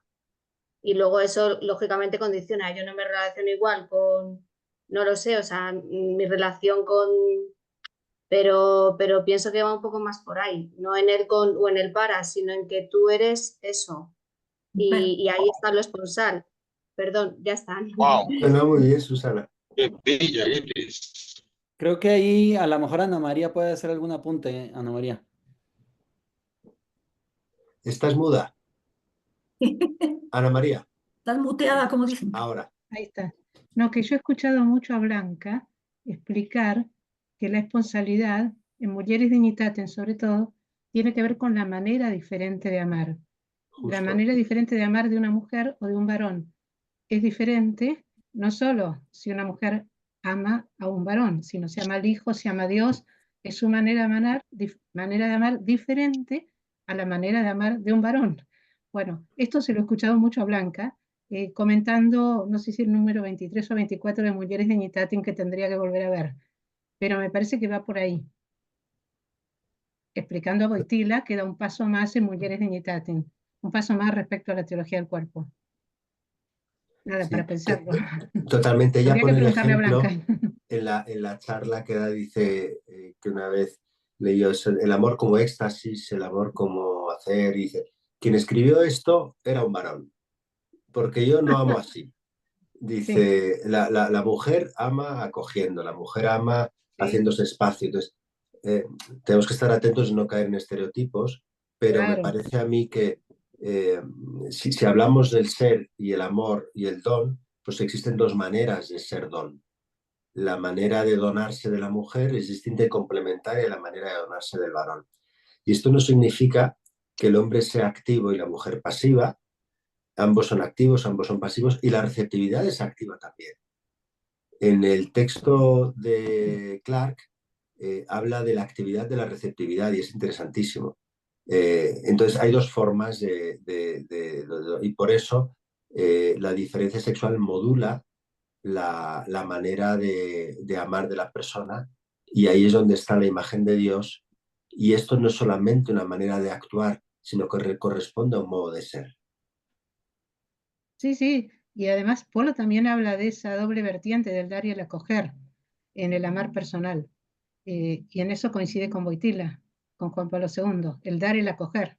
Los dos hacen referencia a esto muy concretamente en cuanto al modo de amar femenino y al modo de amar masculino, desde toda la estructura de la persona, no desde lo exterior, lo corpóreo. El cuerpo es expresión de la persona, desde su Efectivamente. estructura íntima. Si Por sirve eso, para apuntar, perdón, no, no, Blanca, Beto. si sirve para apuntalar lo que dice Ana María, creo que es importante entender que cuando se dice que somos hijos en el ámbito de la existencia, es decir, que somos hijos existencialmente, es decir, que nuestro ser consiste en ser hijos, lo que se está diciendo ahí es que la relación que somos es en el orden del origen. Es decir, que somos originados existencialmente. O dicho de otro modo, nuestra existencia depende de Dios. Es decir, es relación en términos de origen. O sea, cuando decimos que somos hijos existencialmente, lo que estamos diciendo es que no es cualquier relación, sino que es una relación en términos de origen. Y creo que esto también ayuda, si se entiende esto así, ayuda después a pensar qué significa entonces una relación esponsal, que no es una relación en términos de origen. No sé si sirve el apunte, ¿no? Sí, muy bien, muy bien. Gracias, Beto. Veo que está Luis Fernando con la mano. No te vemos, pero sabemos que estás.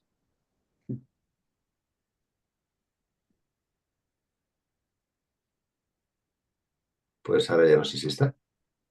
Hola, Acá Rafael Rafael, ¿quieres Hernández participar? levanta la mano. hola. Luis Fernando, ¿estás? Sí, ¿me Acá escuchan Rafael o no? Hernández pregunta. Ahora. Ah, y si no, Rafael, sí. Rafael. Ahí va Luis Fernando. Luis Fernando ya va. Sí, Primero Luis Venga, Luis Fernando. Fernando. pero ¿me están escuchando o no? Te Es que estoy escuchamos. manejando. No te Ya, vemos, pero te perfecto. oímos. Ya, no, yo quería comentar que efectivamente el tema de la filiación y la esponsalidad son, en mi opinión, relaciones muy particulares, porque yo coincido con Beto, la filiación es lo más parecido, o sea, cuando Santo Tomás niega la aplicación de la relación en la persona humana, tiene un argumento que es parcialmente válido. Yo estoy en contra y tengo un texto donde refuto lo que él plantea, pero tiene un punto que hay que rescatar, que es que los seres humanos al estar en el tiempo, nuestra identidad no está totalmente determinada por una relación. En la Trinidad, al estar en la eternidad, no estar infieri, el Padre es eternamente su relación con el Hijo, y yo añadiría, porque creo que lo que se ha mencionado es fundamental, con el Espíritu. Es decir, la relación con el Espíritu también tiene que estar de alguna manera en la identidad del Padre, porque si no se nos cae el dogma de la Trinidad. Ya, yo creo que en los seres humanos lo más cercano a eso, no llegamos a tener algo así, pero lo más cercano a eso es la filiación, porque todos somos estructural, constitutivamente hijos, y eso sí es algo que en un sentido no tiene la misma accidentalidad de las otras relaciones. De hecho, el único aspecto que termina siendo hasta cierto punto accidental es que solamente está la línea, digamos, unilateral de la relación. Es decir, el hijo, yo en cuanto hijo, depende de mí cómo respondo a ese ser hijo. Entonces, en un sentido, eso es lo que hace que esa relación todavía se dé infieri en el tiempo. Pero creo que es lo más parecido a una relación subsistente. Como les digo, a mí me gusta usar la expresión relacionalidad constitutiva, porque creo que se parece, pero mantiene la comprensión de que el ser humano está en el tiempo, no está acabado, ¿no? Y yo creo que con la esponsalidad sobre el tema del ser con es parecido, porque otra cosa que yo le añado a la esponsalidad, además de lo que ustedes han mencionado, que me parece muy válido, es que la estructura, la esponsalidad es una relación que me constituye en orden a otro. O sea, es decir, es una relación donde la misma estructura de la relación constituye mi identidad. De hecho, claramente desde el punto de vista físico, visiblemente, pero sabemos también a nivel psicológico y espiritual. Es decir, no es una relación, es una relación que está manifiesta, evidente en la misma realidad específica que tengo yo y que me ordena a un otro, ¿no? Entonces, yo creo que esos elementos también hay que considerarlos y que creo que son los que hacen que en nuestro trabajo de varón-mujer, esa búsqueda pero me parece válida el argumento que de ser con puede resultar muy amplio. Incluso ser para podría ser mejor, pero todavía, porque también la paternidad podría ser en un sentido un ser para, ¿no? Entonces creo que ahí hay que afinar en el tema de las preposiciones para incluir, creo yo, esta reciprocidad que es constitutiva, ¿no? O que nos constituye, ¿no? Hasta ahí, porque hay muchas cosas que decir. Lo otro que quería decir es que me encantó la síntesis que se ha hecho, me parece muy ilusionadora en el sentido de que tenemos bastantes cosas bien puestas, en mi opinión, bien ubicadas y líneas de trabajo bastante interesantes y apoyándonos en diversos autores. Entonces creo que hay, por lo menos muchas de estas cosas yo las voy a abordar de alguna manera en mi tesis o las estoy abordando, pero creo que hay un trabajo muy bonito y muy prometedor de esta síntesis que se ha hecho, me ha parecido muy bueno hacerla. Creo que a mí me ayuda mucho a que estamos claros y ubicados en unas cosas bastante buenas, sólidas, claras y a partir de las cuales seguir trabajando, ¿no? Agradezco mucho. Gracias, Luis Fernando. Solo un apunte antes de que participe don Rafael, que tiene el turno. Blanca tiene ese desarrollo de las preposiciones trabajado de un modo muy fino. Ahora mismo no recuerdo dónde lo tiene publicado, pero Varios le lugares. preguntaré, a lo mejor Ana María lo tiene Sí. presente. Sí. Ujú.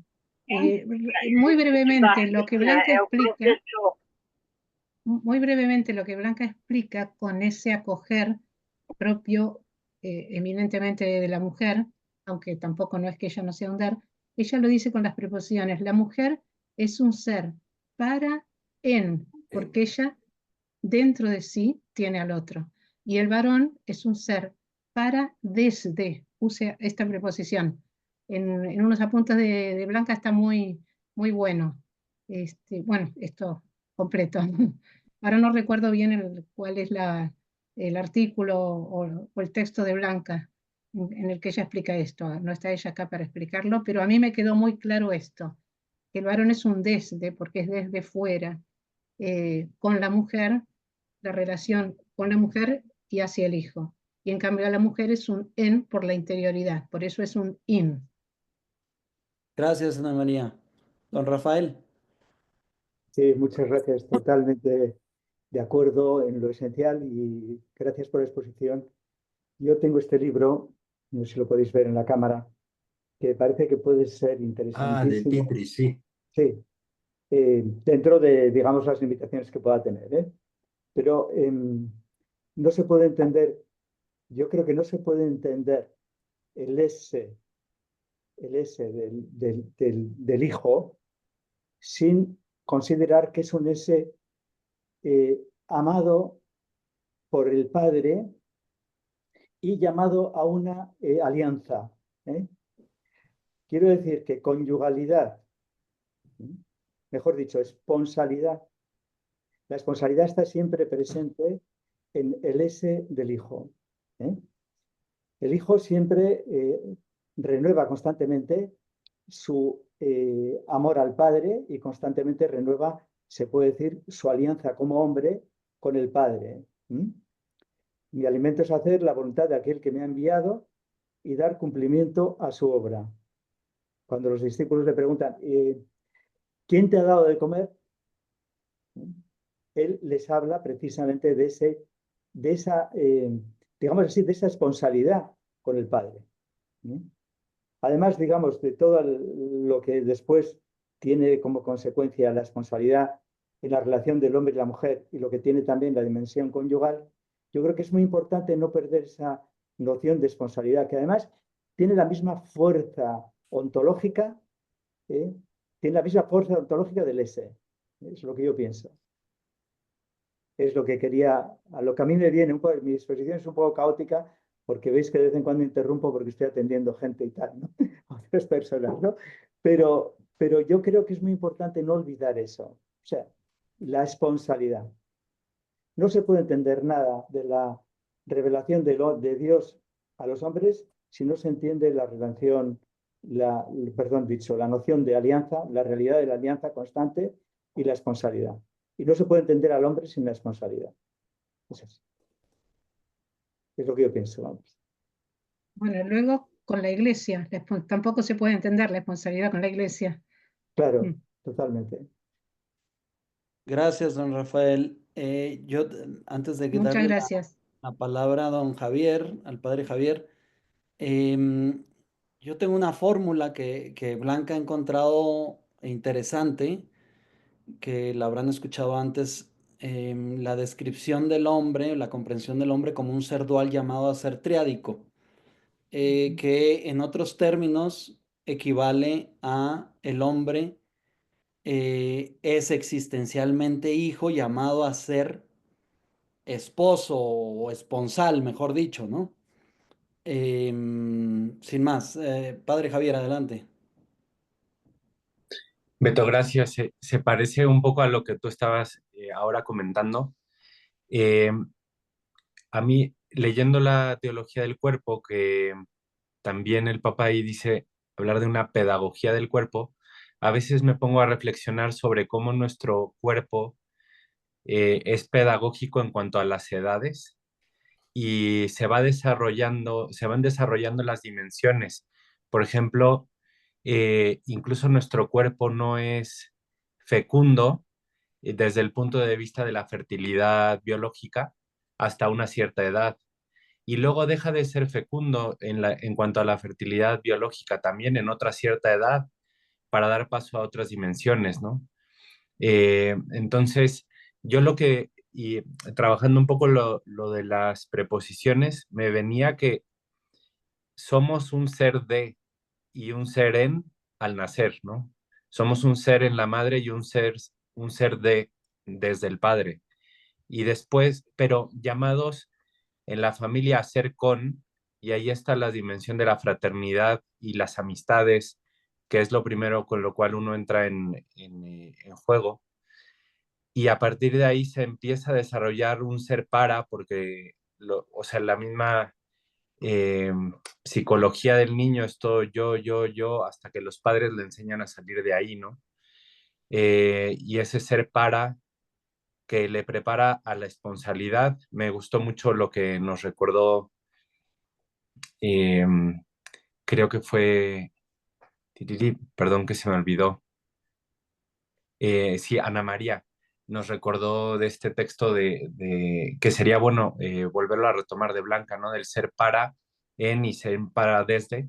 Y ahí recordé lo que Juan Pablo II deja también como intuir en la teología del cuerpo y en otros desarrollos también de otros psicólogos, que no sería el caso ahora aquí, pero que la madurez de la mujer también está en llegar a comprender la paternidad, porque si no es una maternidad posesiva, ¿no? Entonces es un dejar de ser un para empezar también a ser un para desde, y el varón también, ¿no? Tiene que terminar acogiendo al hijo aunque no sea su natural. Entonces creo que el cuerpo tiene una pedagogía muy fuerte que lo podemos analizar todo desde la perspectiva de las nociones como persona o paternidad, ¿verdad? Pero yendo al cuerpo y cómo nuestra vida nos enseña eso, creo que somos fundamentamos mucho más también en la existencia, pues todos estos términos, ¿no?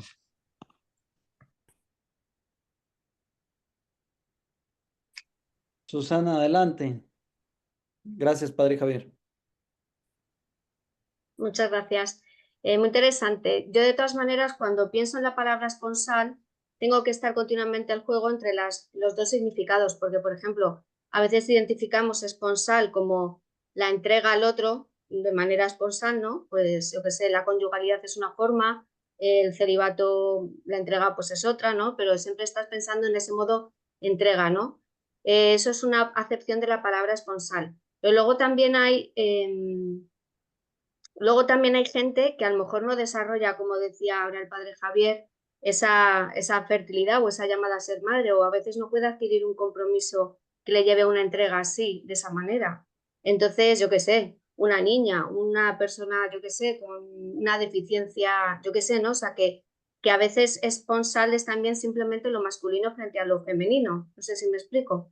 Y yo a veces cuando hablamos de esponsalidad tengo que estar diciendo, a ver, nos referimos a la entrega esponsal del varón y la mujer o del cuerpo, o nos referimos a simplemente, porque por ejemplo una madre frente a su padre también está de manera esponsal y es una relación de filiación, o una niña frente a su, no sé si me explico, eso por un lado. Y luego pienso que en la línea está de lo de que el cuerpo expresa algo de la persona, pienso que también, yo esto es una cosa que le he dado vueltas también a raíz de las clases, pero cuando explica también Juan Pablo II y los documentos que hablar de mujer es hablar de algo universal y humano, quiere decir que también concebir se da, perdón por esto que voy a decir, estoy simplificando mucho y sin ningún tipo de tratamiento de vocabulario filosófico. Pero, por ejemplo, cuando una persona, sea varón o mujer, quiere hacer algo, primero la concibe dentro, de manera espiritual, no sé si me explico. Entonces, a nivel espiritual sí que hay una complementariedad de que somos completos, aunque luego en el cuerpo se exprese, el varón expresa una cosa y la mujer otra, pero la mujer es capaz como no sé, de engendrar en un nivel espiritual profundo y el hombre es capaz de concebir una obra que luego a lo mejor dará a luz, no sé si me explico. Entonces, no sé, todas estas paranoias van por mi cabeza, pero realmente si el Espíritu Santo es la esponsalidad, yo sí que puedo entender que tendríamos que hablar de esponsalidad en el Espíritu Santo, que es como un gran desconocido, y entender ahí la esponsalidad, porque a veces nos liamos con el Padre y con el Hijo, bueno, que sí, que está muy bien, pero pienso que ahí hay un filón que no hemos descubierto. Yo lo descubrí el otro día porque al leer el Apocalipsis, en el río ese que brota del Padre, ahí aparecen dos cosas, aparece un río y aparece un árbol que da 12 frutos al año, uno cada mes. Ahí lo dejo, pero a veces se dice, no, la mujer está ligada a la tierra, es una cosa que tal, no puede ser imagen de Dios. Bueno, es que si lees el Apocalipsis y ves ese árbol con 12 frutos que da un fruto cada mes, es que no puede ser más evidente y el río que brota, es que no lo sé, pero bueno, esto es ya una paranoia que no he comentado con nadie, la lanzo aquí, pero me parece que bueno, eso, simplemente ya me callo. Gracias. Gracias, Susana. Me parece que don Rafael quería comentar algo más. Sí, estoy totalmente de acuerdo contigo, Susana. ¿Eh? Totalmente de acuerdo. Además, yo además quería añadir una cosa. La palabra responsabilidad es importante comprenderla aprendiendo a separarla de conyugalidad. ¿Eh? Eso me parece que es muy, muy importante, aunque lógicamente la conyugalidad se puede decir es una expresión, digamos, que simboliza de una manera muy clara lo que es la responsabilidad, lo que es, en verdad, sí, es así. Y al mismo tiempo evitar todo tipo, digamos, de estereotipos respecto a, digamos, lo que es la diferencia que hay entre el hombre y la mujer. O sea, que decir que hay, yo creo que toda la teología del Espíritu Santo conviene, todos estamos totalmente de acuerdo, ha salido ya otras veces también, que conviene desarrollarla muchísimo, ¿no? Y recuerdo que en una de las catequesis de Juan Pablo II, si no, Jaime, corrígeme, cuando habla cuando habla del cantar de los cantares, dice que el hombre ve a la mujer como hermana mía. O sea, en el diálogo, digamos, amoroso entre el esposo y la esposa, el varón le llama a la mujer hermana. ¿Eh? Entonces, claro, esa dimensión de fraternidad, que en el fondo está reconociendo la identidad filial, se puede decir, y al mismo tiempo esa distinción me parece que es muy, muy interesante. O sea que yo creo que me ha encantado tu expresión paranoia. No, lo que ocurre es que tenemos que funcionar, yo creo, todavía profundizando todo, primero yo, en todo esto, y también lo que supone todo el lenguaje simbólico y todo el lenguaje que aparece en la revelación en la Biblia, ¿no? Ese río que aparece en el Antiguo Testamento, ¿no? Con el agua que brota del costado, o sea, del lado del templo, del lado este del templo y luego va llenando, ¿no? Y también a mí me gusta mucho, y con esto termino, el momento en que ya no puede hacer pie quien está allí. El profeta no puede hacer pie.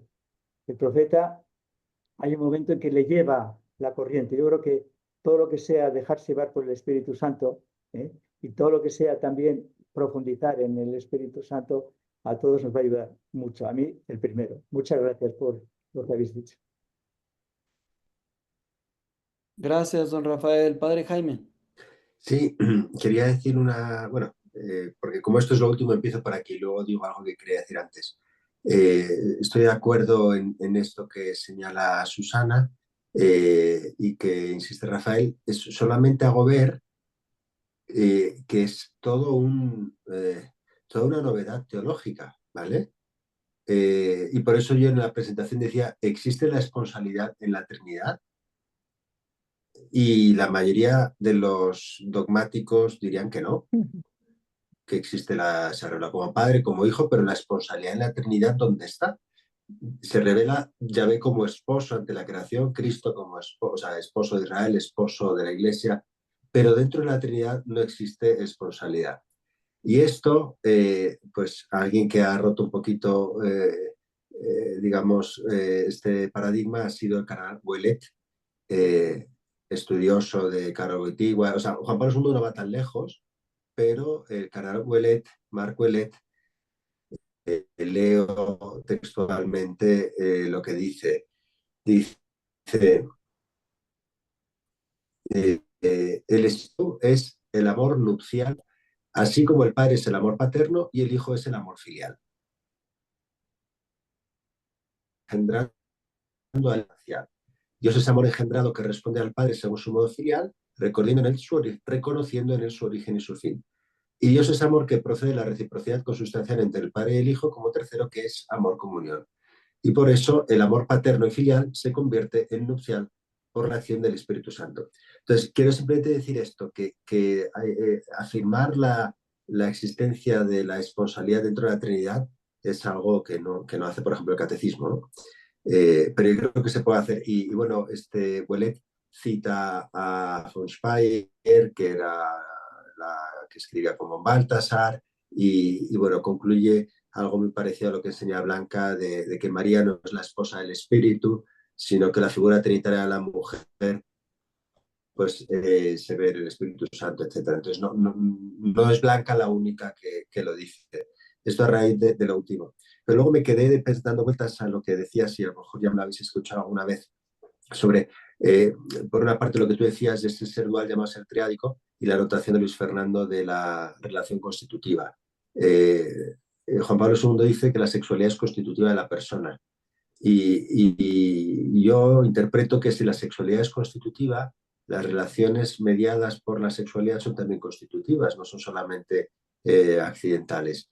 Y yo veo tres: la filiación, la conyugalidad, aquí digo conyugalidad y no esponsalidad, aunque también podría ser la virginidad, y la paternidad y maternidad, ¿no?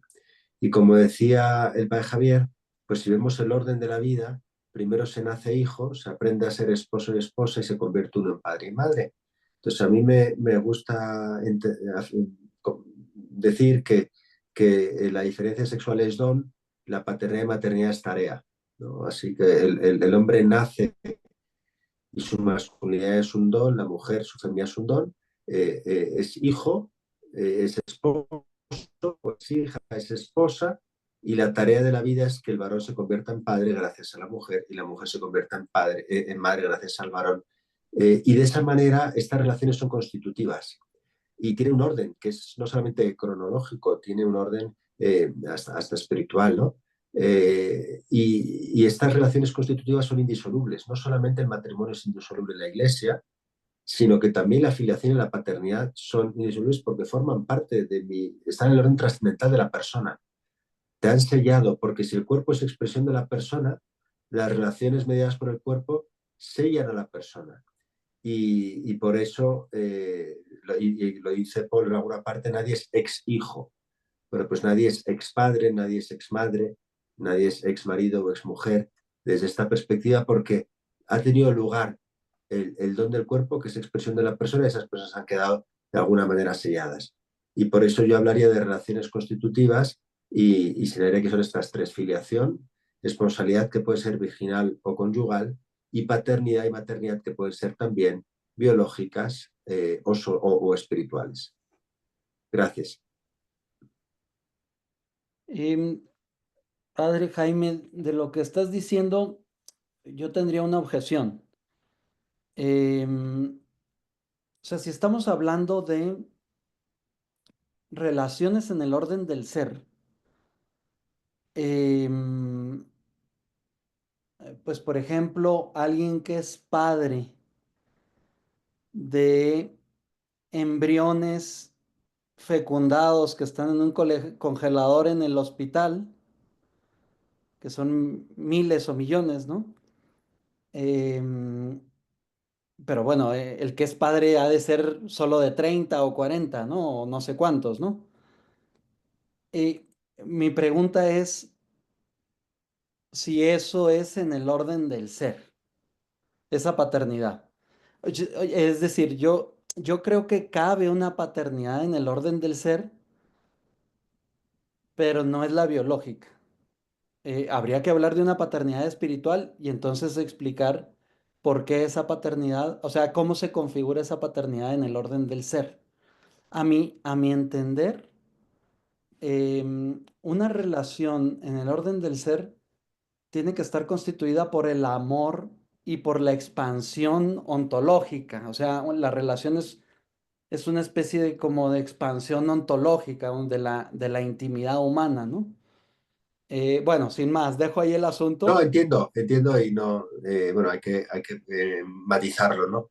Pero yo estaba más mirando más al arquetipo, al prototipo, que a los estereotipos, o sea, al plan de Dios para la familia, para el hombre y la mujer, sabiendo que luego, pues la realización histórica, nosotros hablamos de la Sí, conjugalidad, como es el perfecto. dar y recibir, y a veces es una tortura, o sea, no me estaba refiriendo porque Juan Pablo II al principio no fue así, o sea, ese tipo de paternidad solo biológica, si yo tengo 100 embriones, pues al principio no fue así, o sea, eso no corresponde al plan, digamos, originario, ¿no?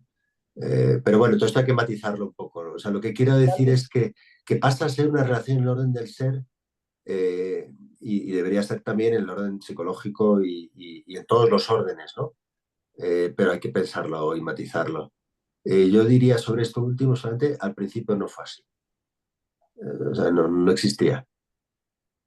tal vez sirva el apunte que hacía yo previamente de llamado a ser, ¿no? Por ejemplo, Llamado a ser eh, se distingue de una relación de origen. Pero bueno, obviamente todo esto pues requiere de mayores trabajos, ¿no? En realidad yo el comentario que quería hacer, solo que aproveché tu comentario, era otro. Eh, vale, si me perdonas, Luis Fernando, y luego te paso ya claro, la palabra. Entonces, me acuerdo, ahora me estoy acordando de una conversación que tuve con Blanca hace mucho sobre estas preposiciones de las relaciones del varón y de la mujer, etcétera, que nos comentaban a María. Y me acuerdo que le hice un apunte que luego me pareció que no conseguimos resolver o proseguir, pero lo comento aquí. Em, Cada uno es hijo de su padre y de su madre, ¿no? Y yo soy intelectualmente hijo de Polo, ¿no? Y Polo comprende el ser, la existencia personal como adverbial. Y esto es muy interesante. En esto se inspira en Eckhart. Em, lo que pasa es que Polo lo desarrolla mucho más y le da un contenido, esa existencia adverbial, que es lo que él llama el carácter de además, que le sonará, ¿no? A muchos y muchos pues lo habrán estudiado a fondo, ¿no?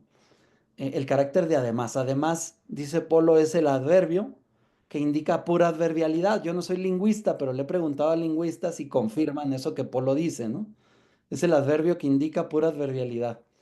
Em, entonces yo le decía a Blanca, mira, si Polo tiene razón, usando el argumento de autoridad, si Polo tiene razón, em, ser relación en lo humano significa ser adverbio. Y, y entonces que surjan las preposiciones no me cuadra del todo. A lo mejor es así, pero a mí no me cuadra del todo las preposiciones. ¿Y por qué? Porque las preposiciones me parece que recaen en el esquema que estamos intentando superar. Porque las preposiciones indican relaciones categoriales. Y justo el carácter de además implica una relación interna, o sea, en el propio ser. Cuando uno dice en o desde, surge una relación que es categorial, que pues es la crítica de todos estos autores que nos planteaste, ¿no, Jaime? Entonces, bueno, simplemente lo comento ahí, por si alguien quiere, si le sirve a alguien para seguir pedaleando, la distinción entre preposición y adverbio, ¿no? Lingüísticamente hablando. Em, y quería comentar algo más, pero ya no me acuerdo, así que Luis Fernando, por favor. No, un comentario sencillo que era eso que tú llamas el llamado a ser, yo creo que se soluciona con usar, en el caso de la persona humana, la expresión relacionalidad y no la Sí, de he hablado relación. de eso, a mí me gustó. Porque como te digo, yo creo que constitutivamente todos tenemos la relacionalidad paterna, pero no todos la vamos, necesariamente porque además del tiempo, que es una de las variables, que no sea, que Dios no está en el tiempo, su paternidad es acabada y perfecta, está el tema de la libertad, que es muy importante. Yo puedo decidir cómo esas estructuras constitutivas las vivo o menos. Entonces, por eso, digamos, pero no por eso dejan de estar en mí en cuanto persona. Es decir, hay una dimensión que es irrenunciable de ese carácter y eso es lo que yo creo que se expresa con la noción de constitutivo, pero al mismo tiempo hay un espacio de apertura a cómo yo así respondo a eso, si lo actúo y cómo y con quién lo actúo, que es lo que se expresa en la relacionalidad, porque digo, el ejemplo es claro, la identidad del Padre en la Trinidad está totalmente constituida por su relación paterna con otro que además tiene una constitución particular, que es ese hijo, el hijo. Entonces, pero incluso en el ámbito de una esponsalidad ejercida rectamente, la manera en la que afecta mi identidad, yo creo que depende de con quién me casé, si es que la ejerzo, digamos, Conyugalmente. conyugalmente. Entonces, en cuanto a estructura constitutiva mía, es antes una relacionalidad. Ya en el marco de la vida, dependiendo de mi libertad, y yo creo que llegando a la eternidad, se podrá configurar como Dios mediante una relación, ya una relación acabada, hecha, ¿no? Pero antes es una relacionalidad, ¿no? Que creo que eso ayuda mucho a entender por lo que el mismo ejemplo que tú pusiste del caso de la fecundación in vitro, ¿no? Entonces, ese creo que es un ángulo importante a mantener, ¿no? Gracias. Yo acojo, me adhiero a tu planteamiento. Me parece una purificación del lenguaje que es correcta y que indica mejor la realidad ontológica, ¿no? Tenían la palabra Ana Isabel y luego el padre Rafael. Solo una cuestión que me gustaría que me aclare Beto. Si de la preposición no es adecuada para expresar la relación, o mejor dicho, la persona, sin embargo, en teología se habla en la teología trinitaria se habla de que el Hijo procede del Padre, que el Espíritu Santo procede del Padre y del Hijo. Entonces, no sé hasta qué punto es tan inadecuada, tan inadecuado el uso de la preposición. No sé, Beto, ¿qué opinas? Sí, yo lo que diría, sin ser taxativo, es que ni el Padre ni el Hijo son adverbios. Ni el Espíritu Santo, obviamente. O sea, el carácter adverbial es propio de la criatura personal. Con esto no resuelvo tu pregunta, simplemente la acoto, la pongo mejor en su sitio, porque, o sea, necesitaría teología para responderla y yo creo que me falta mucha. No Habrá sé, que pensarlo. que lo responda alguien que conozca bien las relaciones intratrinitarias, pero el en y el desde son poco adverbiales, eso es lo que diría, ¿no? Eh, a ver si Luis Fernando, por ejemplo, tiene alguna idea, no sé. Sí, No, Alejandra yo en puso realidad, algo en el chat. yo en realidad no tengo ninguna idea. Yo tenía era una pregunta para ti. Lo que pasa es que hasta donde me acuerdo, y de repente estoy equivocado, la estructura del además como configurante de la persona humana surgía que a partir, digamos, del momento de la presencia, ¿no? Este, cuando hacemos la extensión yendo más allá del límite mental, justamente lo que está más allá de la mera presencia en el acto, digamos, cognoscitivo, es lo que configura la persona. Yo entendía que el además ubicaba ahí, es lo que está además del mero... Voy a usar palabras que yo sé que Polo rechazaría, pero que a mí me ayudan a tratar de traducirlo, ¿no? En la relación sujeto-objeto, donde el sujeto es sujeto para un objeto porque se lo está objetivando, el además es lo que supera y va más allá de la mera condición de sujeto frente a un objeto en ese acto de encuentro. Yo sé que estoy hablando de palabras malas, ¿no? Pero no era ahí donde entraba el además, era eso que iba más allá de lo que efectivamente normalmente desde el límite logramos acceder a la comprensión del sujeto en el encuentro de acto cognitivo que constituye la presencia. Dime si estoy muy perdido, Beto. Es pregunta, de verdad, porque... Gracias. Te pusiste técnico, voy a responder, pero obviamente sé que no es del interés de todos, entonces simplemente respondo y si quieren seguimos, si alguien quiere seguir en esto, pues le damos, ¿no? Pero no hace falta, no hace Ya, ya. falta. Entonces, te cito a Polo. Polo dice que el carácter de además se describe como el puro sobrar de la Claro, operación. Entonces, exacto. tiene que ver con lo que tú dices, ¿no? Porque sin embargo, atención, o sea, no es solo un estar más allá del límite, sino em, el carácter de además es en sí mismo además, es puro sobrar. Claro, aquí las palabras siempre traicionan porque estamos abandonando el límite mental que significa abandonar el concepto, ¿verdad? Ujú. Entonces, y el lenguaje se aferra a los conceptos, ¿no? Pero es el puro sobrar. Entonces, ese puro sobrar es, si se fijan, es activo. Por eso es acto, ¿no? Se corresponde con el acto de ser, es pura actividad, ¿no? Y dice Polo, un poco para rematar, por eso es aceptar dar, que son actividades, ¿no?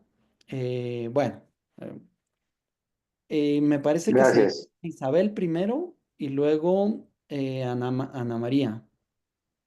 Ana Isabel. Y solo una cosa muy breve. Puede ayudar a entender que Polo dice que el ser del universo, el acto de ser del universo es persistir, persistencia. O sea, digamos, seguir siendo. Y en cambio, el ser personal es además. Creo que eso, pensándolo, a uno le aclara bastante qué quiere decir eso de el carácter de además, que es bastante más que, que lo dicho por Como un puro brotar, Isabel. un añadirse. Sí, sí, un Ana María Lamela, creciente, además, una libertad creciente. Don Rafael. a don Rafael primero. Gracias, Ana.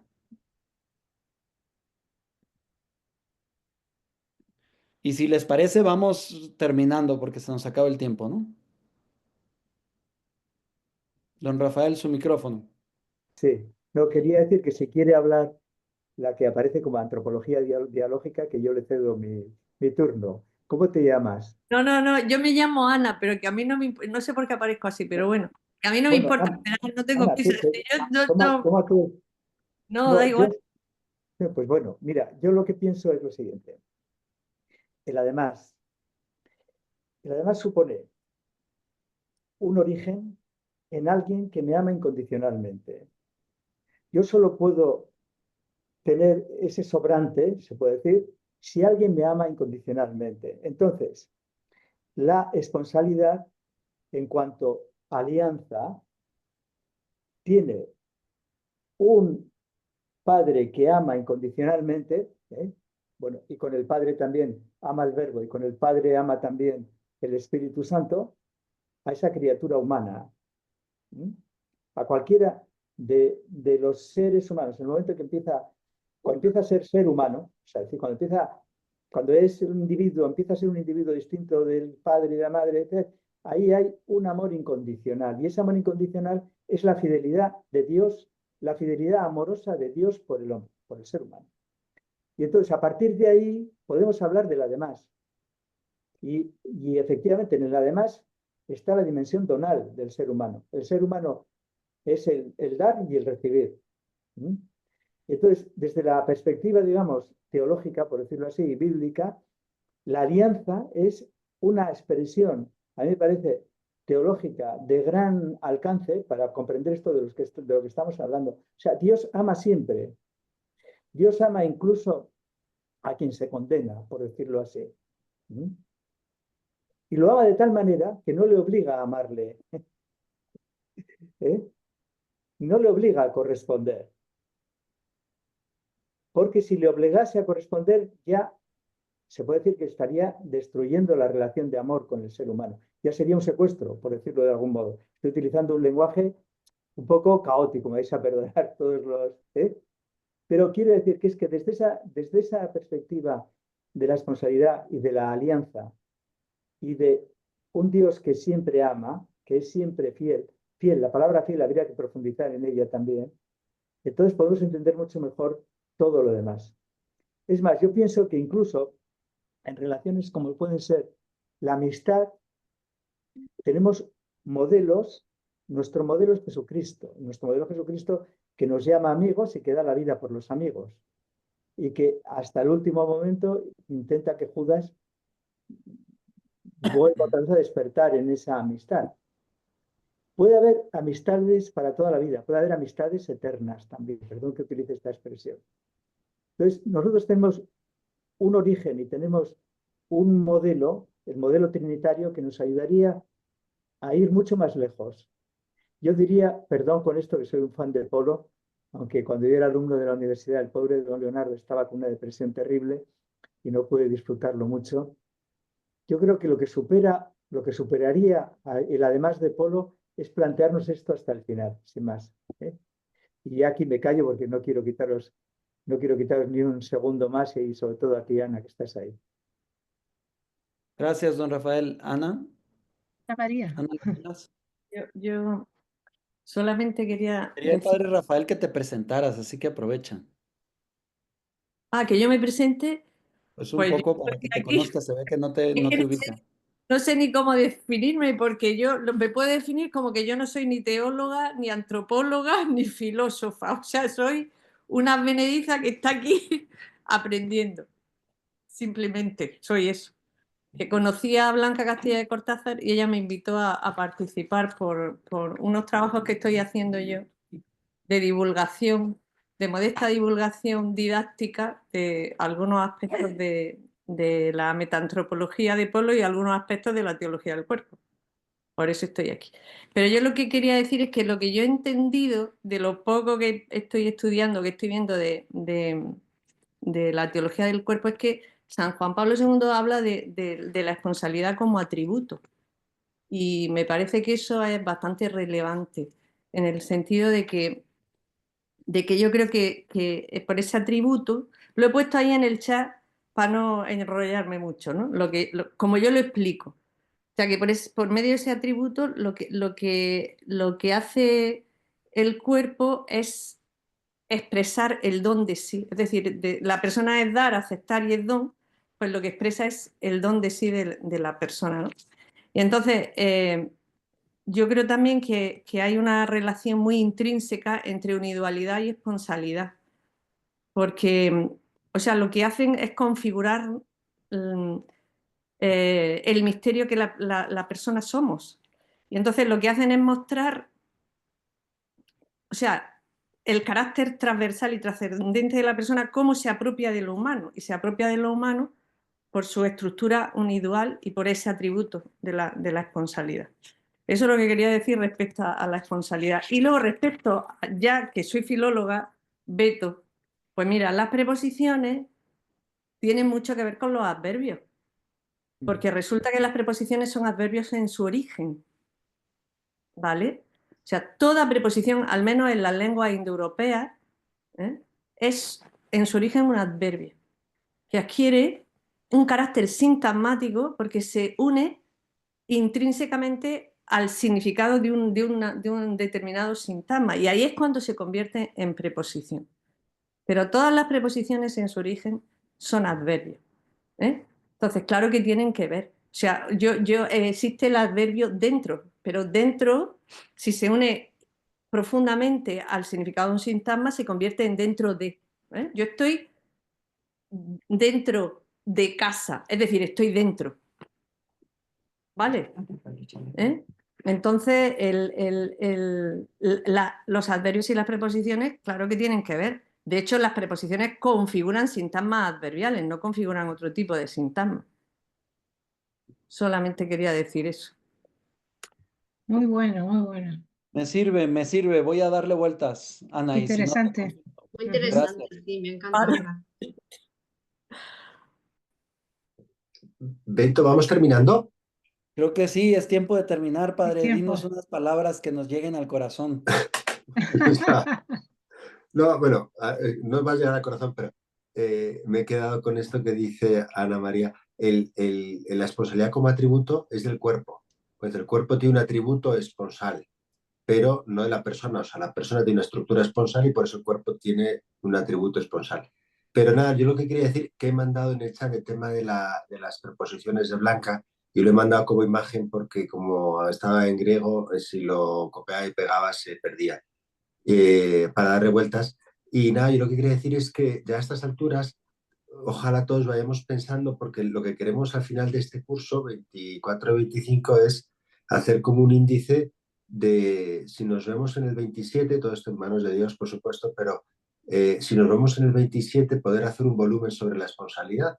Y eso implicaría que individualmente o en parejas o entre pudiéramos trabajar este tema desde distintas perspectivas. Puede ser la filológica, la de Polo, la de Oitigua, la de alguna, entonces, la bíblica, de manera que nos vemos nosotros el 25 de marzo para seguir con este seminario. Esperemos que esté Blanca ya disponible, pero bueno, que ojalá podamos ir dando vueltas y las cosas que han salido hoy y que nos han interpelado y hecho pensar, pues ver si las queremos investigar más. Y con esto, Ana María quiere decir algo rápido y Algo concluimos. muy Adelante. rápido, por favor, copiar el chat porque es muy interesante y enviarlo al grupo. No sé quién lo copia, si Jaime. ¿Cómo lo si hicimos la Beto. otra vez? ¿Alguien lo copió todo? Porque alguien lo mandó entero. Fue Graciela, ¿no? La vez pasada fue Graciela. ¿Lo has hecho esta vez, Graciela? Yo lo acabo de copiar, ¿eh? Si Ah, pues ya queréis. está. Si nos Sí, lo lo manda acabo de copiar. Rafael. Eso es. Os lo mando ahora al grupo. Muy Bueno, y bien. ya que Ana María habló, aquellos que vais a mandar la comunicación del año pasado, nos surge cerrar el volumen con las publicaciones que tenemos. Entonces, ojalá le podáis echar ganas muy rápido para que durante lo que queda de febrero o marzo podamos. Luego hablo yo con Ana María sobre esto. Pero bueno, gracias a todos. Nos vemos el 25 de marzo. Bueno, Muchísimas gracias. Muchas gracias. Muchas gracias. Gracias. Hasta próxima. luego. Adiós. Hasta luego. Gracias, adiós. Hasta Padre luego. Jaime, muchas gracias por la exposición. Gracias. Muchas gracias. Gracias por todo a todos. Un abrazo.